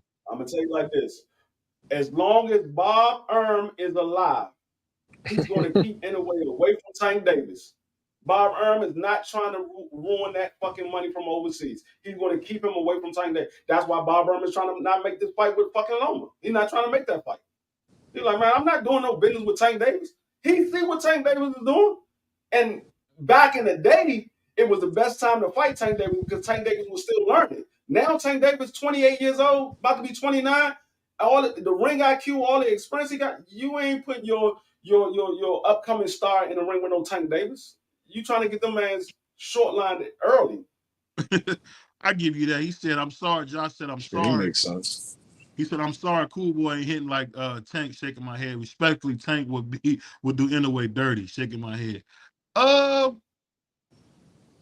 just don't. I don't know. I could be wrong. It just seemed like Inoue just seemed like a bad dude. And you know what it is, man. Free when you see a guy step to 122 and say, "Give me the best guy there," right? And then the next fight is gonna be for undisputed, and then I want Robeisy next. Like, I Okay. mean, I'm gonna tell you this. Now that's a good fight. Robeisy and that's a good fight. that'd be a That, great. yeah, that's a good fight. But I'm gonna tell you this. Go back and look at the Inoue versus Cool Boy fight. Inoue wasn't going for the knockout until he felt that Cool Boy couldn't punch. He was staying away from Cool Boy punches. Once he felt that Cool Boy couldn't punch, that's when Inoue went in and he started throwing more punches. He started putting more velocity on his punches. As he should. Yeah, but I'm just saying. That's smart fight. He's not doing that shit with Tank Davis. He's not doing that shit with Tank Davis. You ain't putting you won't stay away from Tank Davis, bro. Hey, DFree, I don't think nobody's doing that with Tank Davis, my brother. That's the point that I'm making. That's the point that I'm making. He's saying far away from Tank Davis. You know what? I'm gonna say this. DFree, in this case, you might be right, but I don't think so because it's DFree. And you know when it comes to DFree, You don't know shit about boxing. So, hey, salute to my man, Dr. Mark. What's up, Dr. Mark? What's going on, Dr. Mark? Salute the God D3, the panel, and the gods, beautiful goddess for always, solid TYT family. I think it's only one way around. Keep in the way of Rickle Tank. Oh, man. Salute to my brother Crown Jewel, man. What do you say? Anderson's not ready yet. That's a great box. Well, you know what? I'm gonna tell you this. Anderson just like D3 said, he'll never beat Tyson Fury or he'll never beat Deontay Wilder. I mean, he won't beat the best nigga. He won't beat the second best nigga. He probably won't. He probably knock out Usyk though. That's the only thing. He probably knock out Usyk. But I just think, to be honest with you, Big Baby has been very carefully matched. And the way I've seen Charles Martin put hands on him, he got a lot of work to do. And I got nothing but love for the kid. I love the kid. I'm gonna tell you what I did learn from Usyk is he hits a lot harder than I thought he did. He hits a lot harder than I thought he did because the shots he was landing on Daniel after he got up, I was like, oh, I ain't never seen this type of power from Usyk before. That because he ain't do that with AJ. He wasn't throwing shots like that with AJ, but no. I guess what Daniel Dubois, he was like, man, fuck this, I'm going for broke. That man hit me in the stomach. I can't let that no more. I can't let that man hit me down there no more. Hey, I'll say this. He said Robeisy can punch. The thing about Robeisy, man, and D3 brought this up early on, so I got to give him credit for this, but Robeisy ain't disciplined. He do good, but Robeisy forget the doggone game plan sometimes. Like in the middle of the fight, you be like, what is he doing? Like Robeisy, he can't do that versus Inoue, or Inoue will put him or knock him out. I mean, you cannot forget the game plan. Robeisy, he has enough power to get Inoue respect. The problem with Robeisy is he going to stay disciplined. That man, he likes to fight. He forget about boxing. He just want to fight. But if he can stay disciplined, then he has a chance of beating Inoue. Yeah. But I'm going to be honest with you, brother.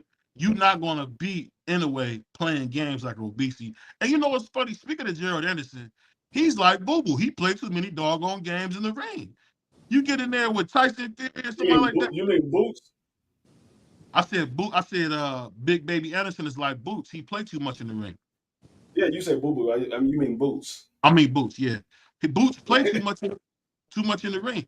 And I'm telling you, D3, I told you early, that boy Boots is going to bed, man. He going to fight somebody, be in there playing and get knocked out.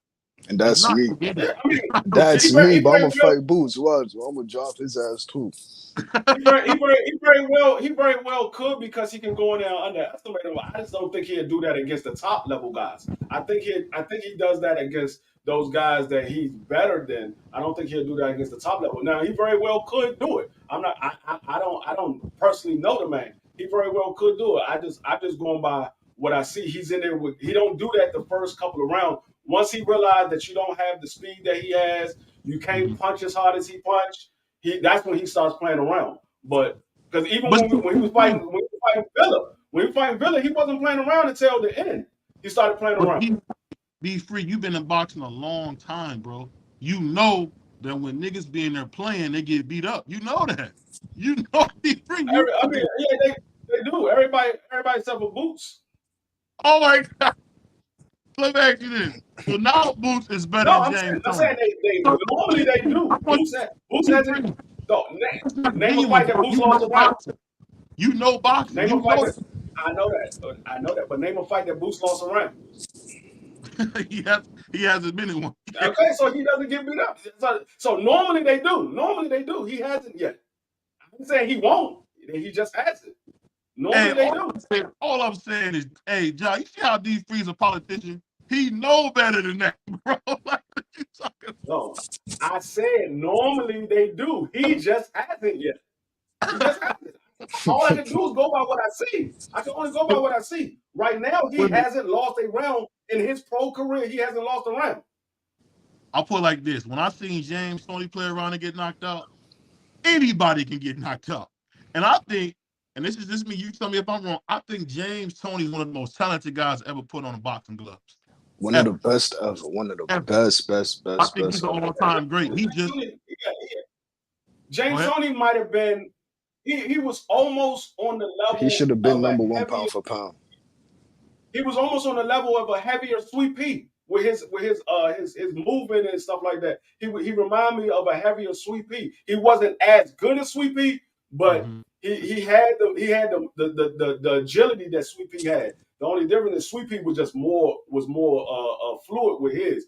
Now, but James Tony could stand right there in front of you. He had the head movement where you couldn't land a punch. He'd just stand there and just move his head, and you wouldn't be able to land a shot. But he did that with Roy Jones and got his ass dropped. And he did that with everybody. Listen, man, in that time and era, nobody did what Roy Jones and James Tony did. They both is the best, one of the best of them. Both of them. You remember when he was beating up Evander and sucked his tongue out? Yeah, man, Mr. Jab. He bad, boy. But he is. Yeah, but and you know what's so funny? I said. No, I was just saying. I mean, until he get beat up, like I said, usually they do. You go in there playing, you usually do fuck around and get beat up. But like I said, right now, I mean, up until James Tony got it done. I just want to make sure until James Tony got beat, we were saying the same thing about James Tony. Hey, I got to keep you honest, man, because you know that you can't play in no boxing ring. This ain't no doggone juggle gym. No, I know that. That's what I say. Right now, he hasn't got beat up, but I mean, the day will come if he play around. He go in there and fuck around, play around with the wrong person. He could very well get his lights put out. My brother Crown Jewel said Kelly was stronger and more durable than Vladimir and was a better boxer. No, that cut was too big. It was gruesome. They had to stop it. No, they did not. No, they didn't. They didn't stop the Tyson Fury fight. They didn't stop the Tyson Fury fight. Tyson Fury shit was leaking just like that. Maybe even worse. More. It was leaking more. It was on his pants, man. Right. They ain't stopped the Tyson Fury fight. Tyson Fury came in that room with white trunks on, left with red trunks on. That dude was soaked in blood. And it kept it going. I didn't see plenty of people get cut back. And they let the fight keep going. As long as the man can see, they let the fight keep going. It's when he can't see. When they say, okay, he can't see, we got to stop this fight. But that man was like, no, I can see. I see how many fingers you got up. I see where your finger is moving. He can see. So and until that man said he can't see, you got to let that man fight. That's what they in there to do. They in there to fight. They're going to get cut. They're going to get beat up. That's what they get paid for. Salute to my man, Crown Joy. He said, anywhere is too small for Tank. I mean, I get what y'all saying. I get why y'all say that. I'm just saying when me and DFree seen versus a very, very good champion, and Cool Boy was amazing. I didn't know that Inoue could box like that. But you might be right. I mean, it's weight classes for a reason. You might be right because I'm thinking at the end of the day, it would be no use for him to go up there and get stopped. Because Tank, one thing about Tank, as my man Crown Jewel has said, you getting hit by him, you're going to take a shower. Yeah, I mean, I don't have no problem with they making that fight in the future. Like he work his way up to 135 and Tank is still at 135. Then yeah, make the fight, but don't because he beat Cool Boy at 122. You want to jump that man up 3 weight classes? No, you asking for that man to get stopped badly. Well, it's precedent to do that because Floyd called out Oscar 2 weight classes behind, and Reserve of the Red came up 2 weight classes. It's there, DFree. It's not a far-fetched thing, I don't think. I'm not saying it's far-fetched. I'm saying they wasn't going in there with no motherfucking Tank Davis. They wasn't going in with knockout artists. They wasn't going in with somebody that hit you one time and you go blind. Hit you again, your ass forget where you at. Hit you again, think you got knocked the fuck out. No, you're not. They're not going in with a guy like that. Hey, you remember that? I can't remember the guy's name. Was it Andre Durrell? Remember when Andre Durrell got cheated in that Super 6? I lost, man. I don't know if you've seen that Super 6. The only thing that come to mind with Durrell, anytime I think about Durrell, is when he was in there with Caleb Plant. Caleb Plant hit him with that motherfucking shot, and that man went to sleep. He was like, "Nigga, you can't punch. What you gonna do?" No, not that Durrell, the brother. The brother I'm talking about. No, I'm saying when I hear Durrell, that's all I think about. He said, "You can't punch. What you gonna do?" And then he get in there, and Caleb Plant knocked his ass out cold. I'm like, oh. when talking shit go wrong. Hey, when I seen, you right, Josh. When I seen Rolly had somebody walk him back. Oh, that old ass man was about to beat the brakes off. They say Rolly, dog. That old man was beating the brakes off. No, I don't care what they say. That man was not no motherfucking. I don't think they said he was 29 or 31 or something. That man was like 40. Yeah, that man was like 43. That man was beating the brakes off of Rolly. That man was running from Rolly was running from that old man worse than he didn't even run from Tank. He was running from that old ass man though. He didn't run from Tank. He was running from that old man. That nigga Rolly went from one side of the ring and ran across to the other side. I was like, the fuck, this old ass man beating the bricks off of Rolly. Hey, the funny thing about it, man. Shout out to my brother, man, Big, man. Hey, at the end of the day, man, sometimes you gotta be like your boy, Big. I'm not gonna be like this, but when that brother Big said you gotta get on bended knee.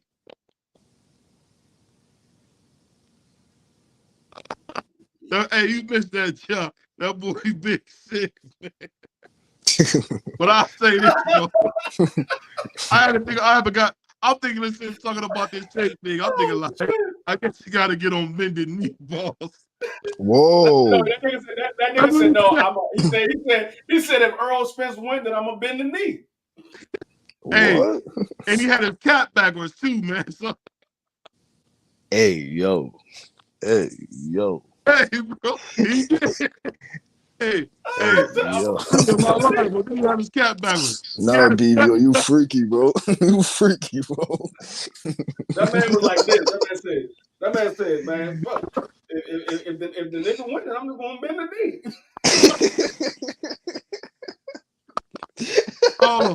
And that boy DFree said that's so funny, man.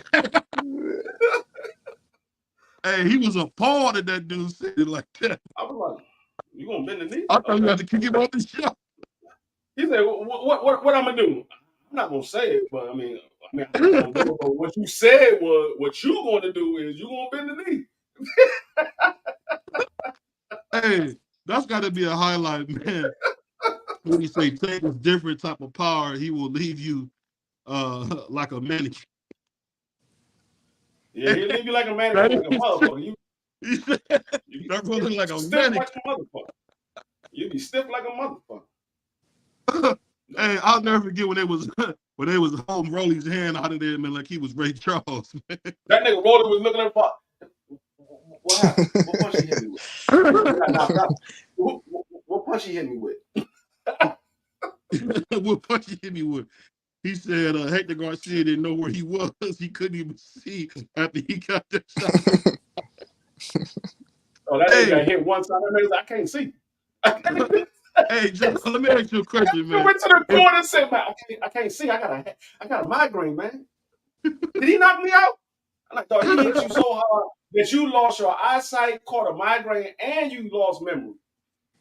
God damn, that nigga hit hard. You know what that remind me of? Y'all remember when Super Judo fought Zoo and he got up real quick?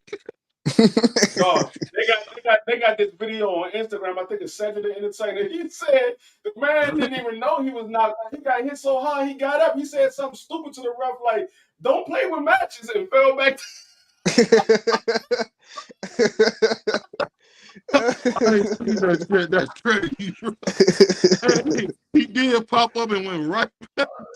That nigga popped into the ref. He was like, "What the fuck wrong with you?" And it fell right back down. I was like, "Damn, dog, you should take your time getting up next time, dog. Take your time getting up." Hey, that was so funny, man. The thing that always get me free is like he just popped up like. No, if he would have just stood there when he said something to the ref, he was fine.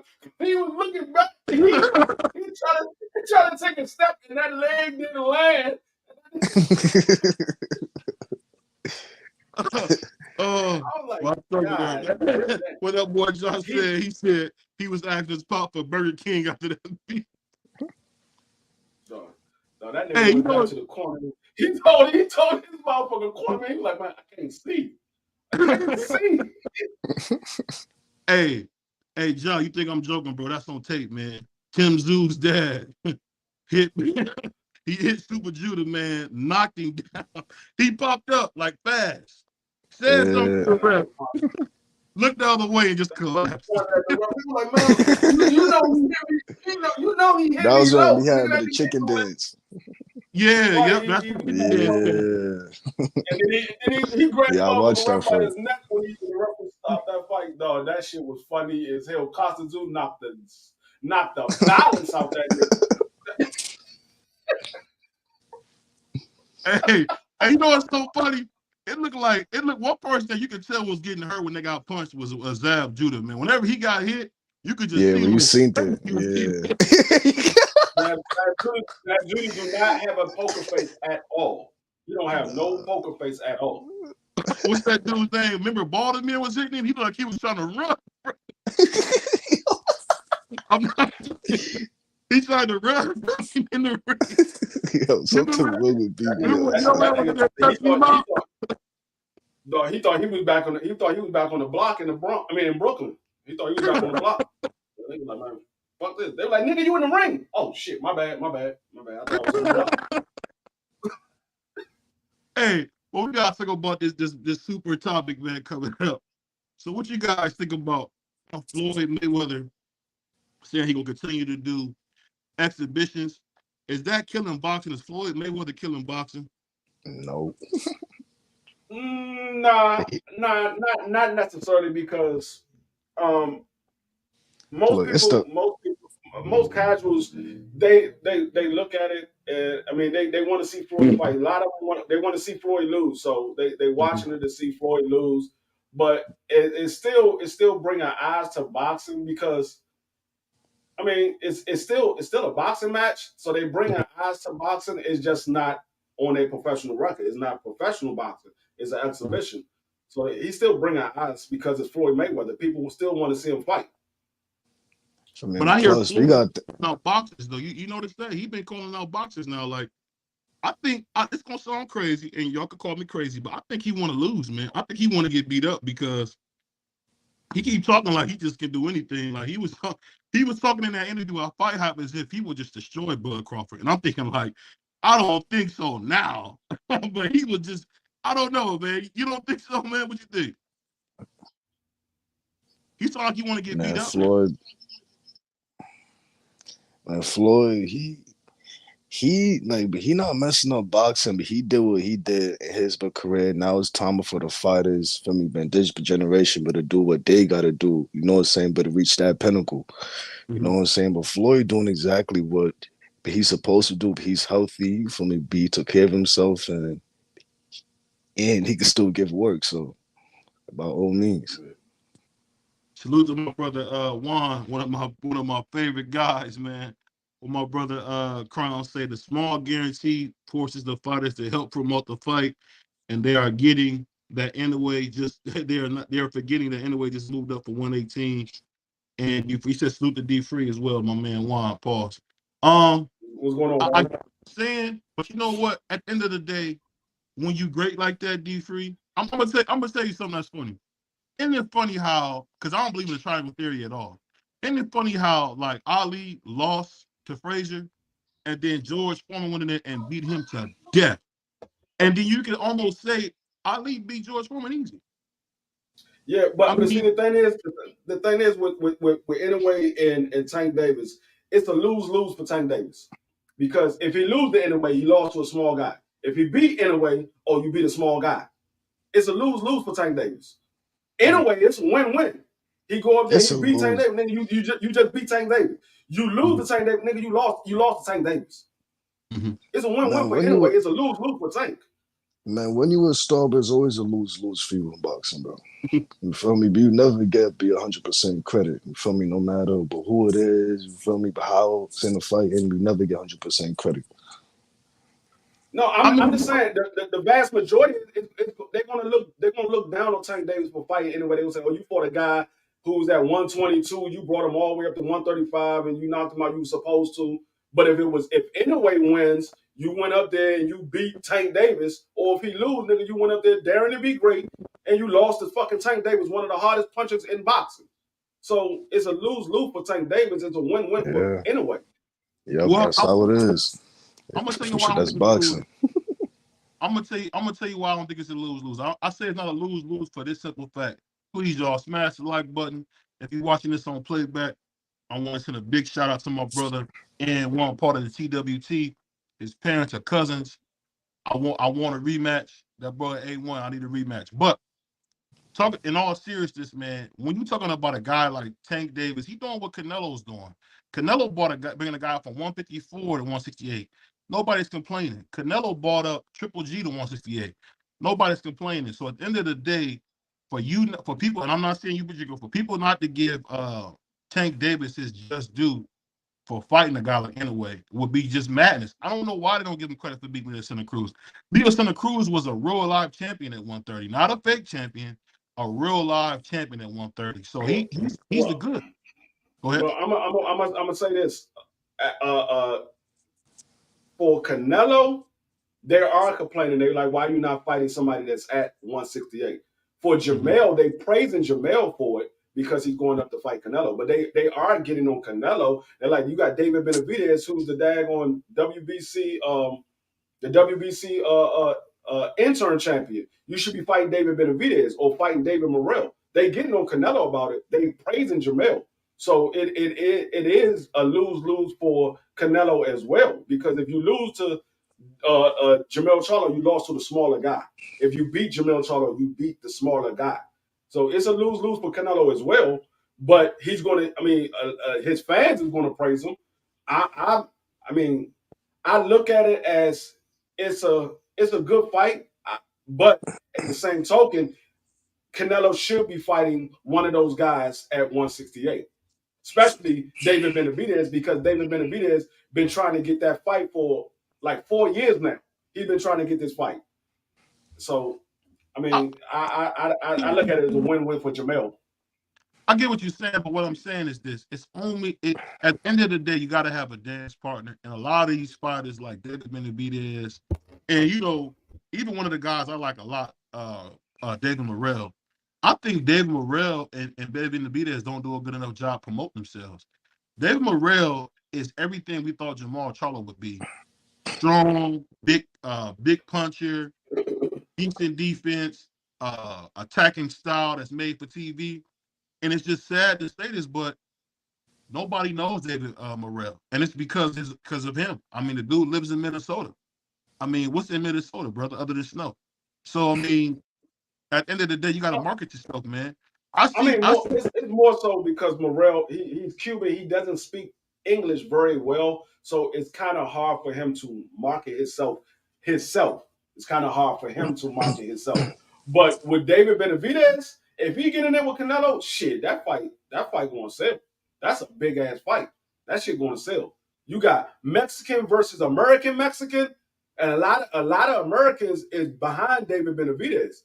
There's a lot of Americans that's behind Canelo as well. And then you have the Mexican fan base. They're gonna buy. We got two Mexicans fighting against each other. They both got big names in the sport of boxing. They're gonna buy that fight. That shit gonna do it's gonna do, I tell you this much, it's gonna do more than what Caleb Plant versus Canelo did. I think that did like 800,000. It's gonna do more than that. It fucking around hit 1 million. That's a big fight. It probably would, because you're right about that, because Canelo did sell 300,000 with John Ryder. So you might be right. He said he also does that after he breaks down the box. Boots is very smart. I mean, Crown Jew, one thing I'll tell you, I'm not disagreeing with that. I'm trying to tell you what I'm seeing, and what a lot of people are seeing, is that Boots plays too much. He almost wrong get his head kicked. Like, this is not a game. He was in there, he be in there playing like he's like at home or something on the sand yard. And I'm telling you, he gonna run into somebody that's gonna knock him the F out, bro. And I just believe that, because you can't play in the ring. That's enough. Yeah, he very well could fuck up and play around with the wrong person and get knocked out. But like I said, usually Boots come in the fight and he's on the game plan. It's once he realizes you can't do nothing with him, that's when he starts playing around. But I don't think he'll do that with the elite level of fighters. I think he does that with the lower level. I don't think he might do it with the elite level. I don't know. He hasn't fought none of them yet, but I just don't think that he would. I don't think he would have time to do it. This is what I say. You know, I used to hear this from my mother all the time. What you do at home will show out. And at the end of the day, bro, what you do at home will show out, man. At the end of the day, Boots being there playing, I get what you're saying. Juan, bro. But he be in there playing, dude. And this is not, I'm telling you, you can play a lot of sports, but you can't play boxing. I mean, you can't play boxing. Man, I remember one time I went to a gym, and this little guy, I'm thinking, he like 5'8", 5'9", little guy. So I'm like, okay, I'm gonna try one of them little punch challenges, man. He punched me, man. I almost threw up.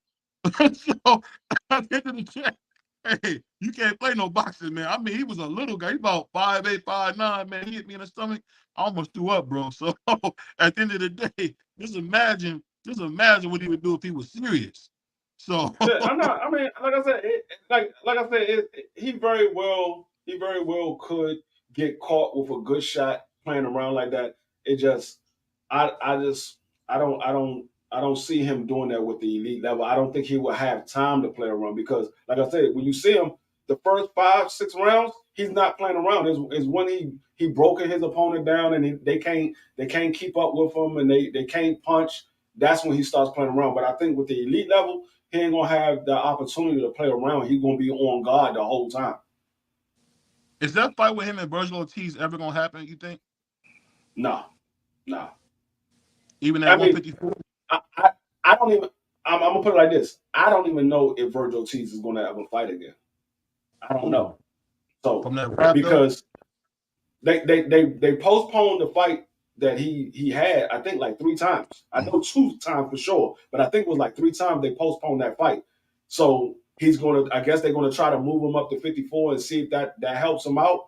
But I don't know if he will ever fight again. I don't know. He has that illness that he can't train hard. He can't take the weight off like he wants to. So I don't know. But here's the thing. I'll say this. I don't understand why he was trying. Juan asked for the link. 1 second. I'll say this. I mean, you 5'10", DFree, and I know for a fact, man, you're not about to fight in no 147, bro. If he was the box, you're not fighting 147, man. Like, he's a middleweight. I don't see why he was I don't know. Maybe I'm wrong in this aspect. I don't see why he was even trying to make that weight. What you think, man? I mean, he was fine making that weight. It was up until he caught COVID. Once he caught COVID, he hasn't been the same. He was fine up until he caught COVID. So I mean, it very well could be from COVID. Let me ask you this, John. Do you make that lower weight because you're so young? Is that why you're able to make the weight that you make now? It's that, and two, you know what I'm saying? I know that I'm more of athletic for me, but 152, for me, but sometimes at 147, you know what I'm saying? But I just know that I'm in tip-top shape if I'm at that weight, you know? You look like a lightweight. You look like a lightweight. Yeah. I mean, for the most part, with boxers, you tend to be at a smaller weight at a younger age. When you get older, and then when you're older, you usually end your career at a heavier weight, is because you can't take the weight off like you used to because of the age. The age doesn't allow you to take the weight off like you used to. So you tend to end your career at a heavier weight because you can't take the weight off like you once did when you was younger, because your metabolism, your metabolism is different, and your body fat, your body stores more fat as you get older. So you can't take all that fat off like you want to. When you was younger, you could take it off in a heartbeat. But once you get in the 30s, it's harder to take that body fat off because your body starts to store that fat a lot more. Yeah, he right, because me, man, I would shut about 5 pounds in a day. Easy. Man. I used to. Hey, I what's used to. going on? I can literally, when I was playing football, or when I was playing semi-pro, Right. I would literally be 185 pounds going to practice. I get on the scale every day when we go work out, and before practice, I'll be 185 pounds. By the end of practice, I'm weighing like 170, 175. Yeah, bro. Facts. Hey, let me ask you this real quick before you go one. Hey, Crown. What's up? Let me ask you this. So now you, I don't know if you got it out yet. So when you see a guy that's clearly a light heavyweight coming down to like 152, is that dangerous for a fighter long term, or is that something they can only do while they're young? It's dangerous long term, and it's a little more than just doing it when you're young. A lot of people don't understand when, as a kid, an adolescent, you grow up. Mm-hmm. As you get older, you start to grow out. Your shoulders get wider, your body gets bigger. We're just not meant to stay the same size as we get older. So Right. He was right. You can't shed weight the same you did when you're older like you was young, but it's not just because it's harder to take off. It's actually because you're physically bigger than you were when you were young. My shoe size ain't the same as it was when I was 25. Your bone structure sometimes just gets bigger when you become a grown man. I wanted to address what he was saying about Vitalio and the cut. As a former commission employee, right? It's a little deeper than just whether or not a guy can see. That's not the only criteria for stopping a fight. Vitaly Klitschko was cut across his entire eyelid, and the bone behind his eye was actually shown. If it starts looking gruesome like that to where they're going to need plastic surgery, staples, that's criteria for stopping a fight. Now, you're right. Tyson Fury's cut was bad, too. Now, that was a bad job because that should have been stopped. Because as much as I love boxing, no man should lose his eye trying to win a fight. So once he gets dangerous like that, and it's not just about the bleeding, Klitschko's cut wasn't even bleeding that bad because he was cut so deep that he was to the bone. It wasn't bleeding like that. But again, they had to stop it because the man was in danger of losing his eye if he continued to fight. No, I agree with you. The only problem that I have is they don't keep it. They don't keep the same standards across the board. They can't because the referees are different. It's their discretion. That's what I'm saying. That's what I'm saying. They don't keep it across, that the fight, standards across the board. I worked in New Jersey. We have a strong commissioner here that if a guy's hurt like that and the ref don't stop it, the commissioner will actually walk up in the ring and stop the fight. Because again, no man should lose his damn eye for entertainment. You live to fight another day. And if you look at that fight over Klitschko's eye, I hated Lennox Lewis. I wanted Klitschko to beat him so bad. But there was no way I can say they should have let him continue to fight when he had a cut from here to here over his eyelid, and it was gaping. It wasn't no small cut. Like, it was wide open. He was winning, Crown. That's what we saying. It doesn't. I know he was winning, and I wanted him to win. But part of boxing is if you get hit with a punch that causes a cut that is bad enough for the fight to be stopped, that's a knockout loss. So what he should have done, and like I said, I wanted him to win. What he should have done was been better defensively, not got hit with that damn right hand and not got cut. Because once he received that cut, his vision was in danger. Because like I said, anytime you cut over your entire eye, that's dangerous. Yeah, There's no integrity over your eye no more. The skin is done. Like, why would you let a massive puncher like Lennox keep punching on somebody with a cut like that just because you want him to win? I love boxing since I was 5 years old, but it's not that deep. It ain't worth nobody's vision. Yeah, nah, that's a fact. That's definitely a fact. Hey, Juan, I know you came up here, man. You had to say something. What's going on, man? What's on your mind, man? The cutting weight stuff. I definitely get what the point of DFree was saying. Also, you gotta also remember a lot of these dudes, they come out at a certain weight and then they walking around at a certain weight. So we don't know if Virgil Ortiz is walking around at 190, 195, almost 200 pounds. Because a lot of Mexicans put on a lot of weight, and they put on a lot of weight just off of drinking and partying and whatever the case may be in between fights. So that's not stereotypical. Listen, I'm Spanish, bro. I'm Spanish. Hey. I am Spanish as shit. And I ain't gonna hold you. Spanish niggas on the channel right now, so we really can't. I'm Spanish as shit. Because I remember when Joan Guzman used to fight, and he used to put on massive weight between fights. I used to hate that shit. Yeah. So, Mike Tyson used to put on 100 pounds. He's not Mexican. Shoot, and then something going on with half of these fighters because they need to stop eating so damn much. Most of them are partying, man. It's rock stars. They're rock stars. Definitely. It is. And this is and John's my dog. He know that.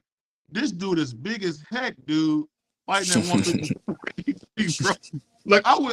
I'll be honest with you, bro. If I see my fight about to fight this big nigga coming in here talking about he 153, I wouldn't even do it. I mean, have y'all ever met Tony Harrison in person? You said again? You ever met Tony Harrison in person? No. He's huge. I couldn't believe he was a 54-pounder. He's about 6'2", and he ain't no little dude. Yeah, I'm Tony 6 Harrison foot. looks like a big light heavyweight fighting at 154.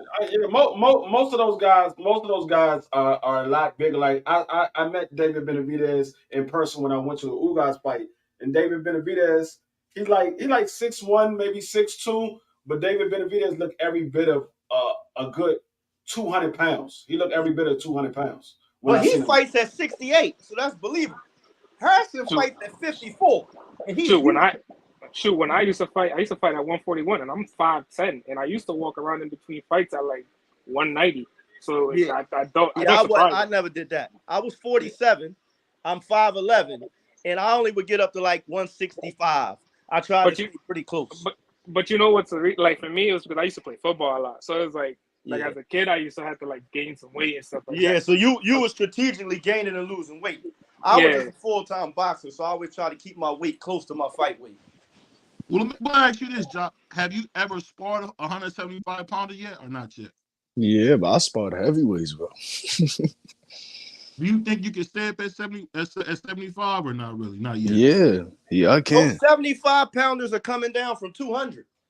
But I could still bang out. Trust me. Yeah. In fact, but I could take a punch in the chin too from a heavyweight. So yeah, I'll be all right. With all due respect, it's more than just taking a punch. But I'm just saying. Especially once you turn pro and you're fighting extensive rounds, it's that person laying that big. They're going to rehydrate back up to 190 pounds. And they're going to be laying that 190 on you all night. And a lot of my style changed. Not the actual punches.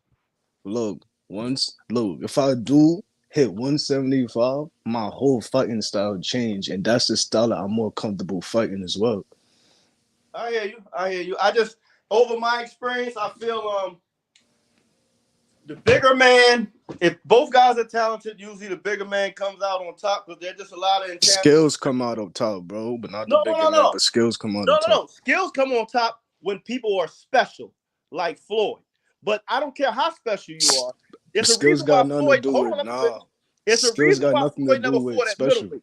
Because no matter how special you are, there is a such thing as too big, which is why Terrence Crawford initially said, "Nah, I ain't fighting Canelo. They got weight classes for a reason." Because eventually, everybody that does that weight game moves up high enough where it doesn't work for them anymore. It's just the nature of the beast. You're only going to go so high before your reflex is slow. You're not as quick as you were. You can't box the style you did, and the guy is just hitting you harder. Like, I'm not talking about getting hit once or twice by a guy like that. Constantly by a world-class fighter over the course of a fight, it's just different.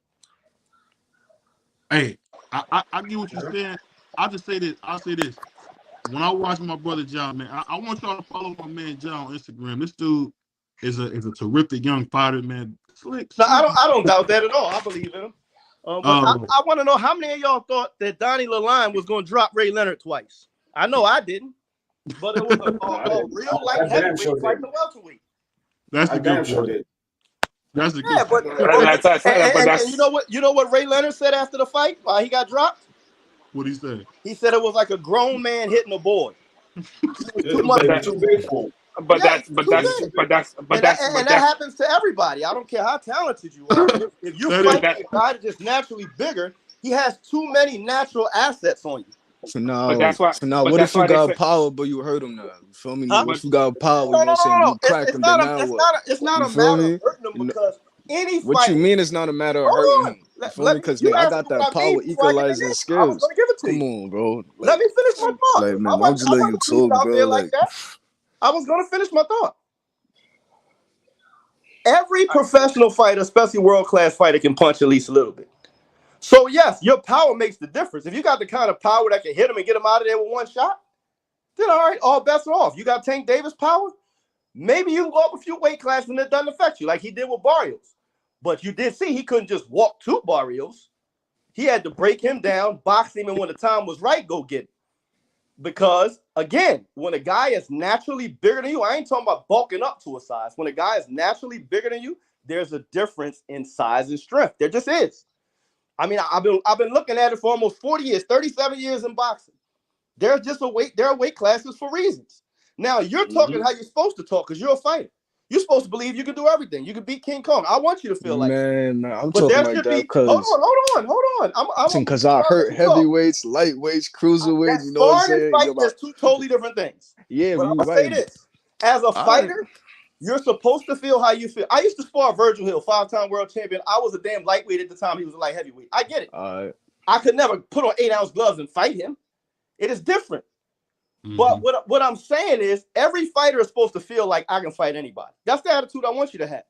But hopefully there's a smart manager behind you that says, even though we feel he can, we're not. Right. Right. Like everybody says, a great little man can be a good man, but a great big man can't be a great little man. So you said a great big man can't be the great little man? Can. He will. Yeah, can. You know the thing I always try to do. You hurt him by mistake. Hey, Dad, the reason I always put you on the panels with people like Crown, DFree, Marty the manager, man, is because these guys know boxing. And I think from what I'm seeing, if you would just work on stop letting people hit you before you start fighting, I think you could be really good, bro. I had that problem too. The fight didn't start until I got hit with a good shot. I'm gonna piggyback off what Crown said. Like my nephew box. He boxes at light heavyweight. He's an amateur. He fights at light heavyweight. I went. I got in the ring with my nephew and box. My nephew was like, man, I ain't got shit coming with Unc. Unc can hit hard as shit. And when I say my nephew is 6'3", he walks around like 190, but he fight at amateurs at 175. He was like, man, fuck no. Unc hit hard as shit. I'm not fighting him.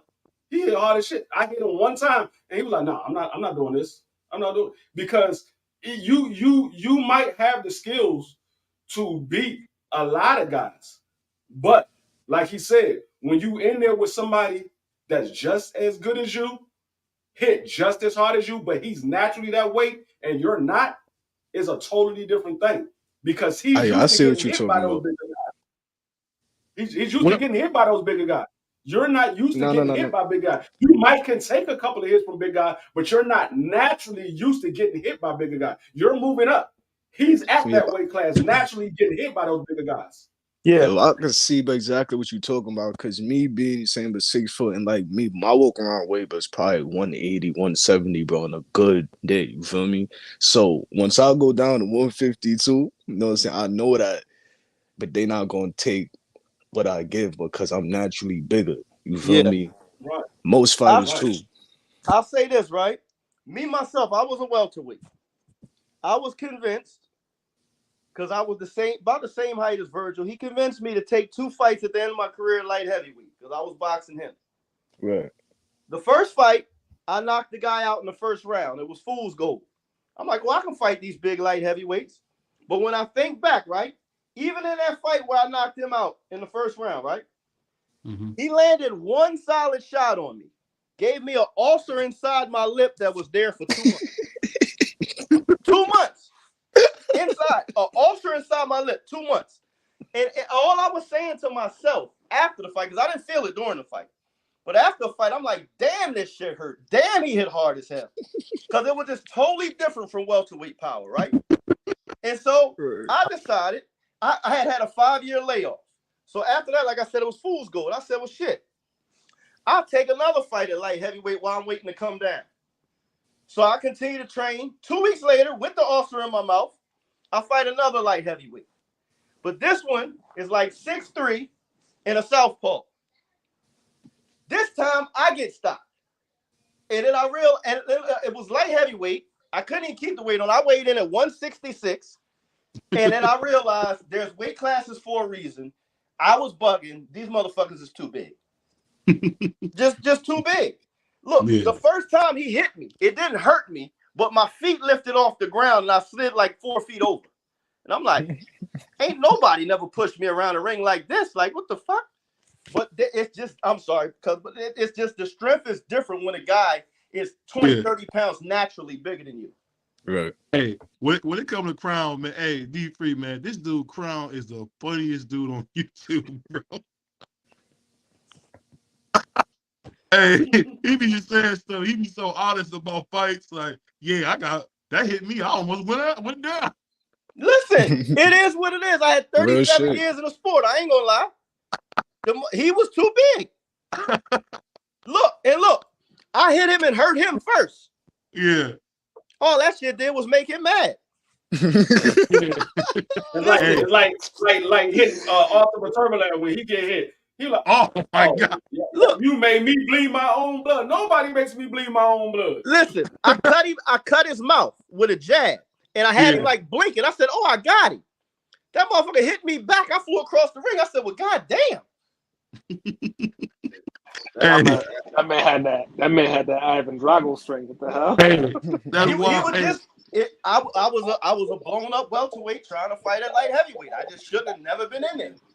Yeah, nah. You know what, man? It's just to a certain point. Yeah. I'm gonna say this, man. I appreciate my brother Crown, my brother Juan, of course, my brother John DFree, man. Y'all helping our podcast grow. Hey, when I was in the middle of trying to figure this stuff out before I ran into my brother DFree, my brother Crown came right through, man. Was helping me with this, man. And like I said, if you ever need me at DFree, man, we there for you, bro. I appreciate that, and I haven't been active. Yeah. But I actually mentioned you on my video today. I did a video for the first time in a month. I'm going to get more active. I appreciate you sending me the invites, keeping my name alive. And I am about to get active trying to build my channel because I'm right on the cusp of getting monetized. I just need to get my hours up a little more. So I'm going to start taking it a little more serious. And I definitely appreciate you always extending your platform to me and let me come on and run my mouth. Oh, yeah. Me too, BVO. Me too. I didn't know you had a channel. Matter of fact, let me see if I can pull up your channel. Yeah, Crown Jewel Boxing TV. All right, Crown View Boxing TV. All right, I'm gonna pull you up. I'm gonna subscribe. I didn't know you had a channel. I appreciate that, man. All the support I can get, I appreciate it. And I'm not one of them dudes that you can't tell he's wrong. You know what I mean? I welcome criticism as well. Yeah, but all he talk about is making tacos and drinking beer. So I ain't Mexican, so I don't talk about no damn tacos. But hey, You I know didn't what? say no Mexican. I'm I said he gonna talking about leave that alone. tacos and beer. I'm gonna leave it alone because you almost got one today. I'm gonna hey, leave it listen, alone though. listen.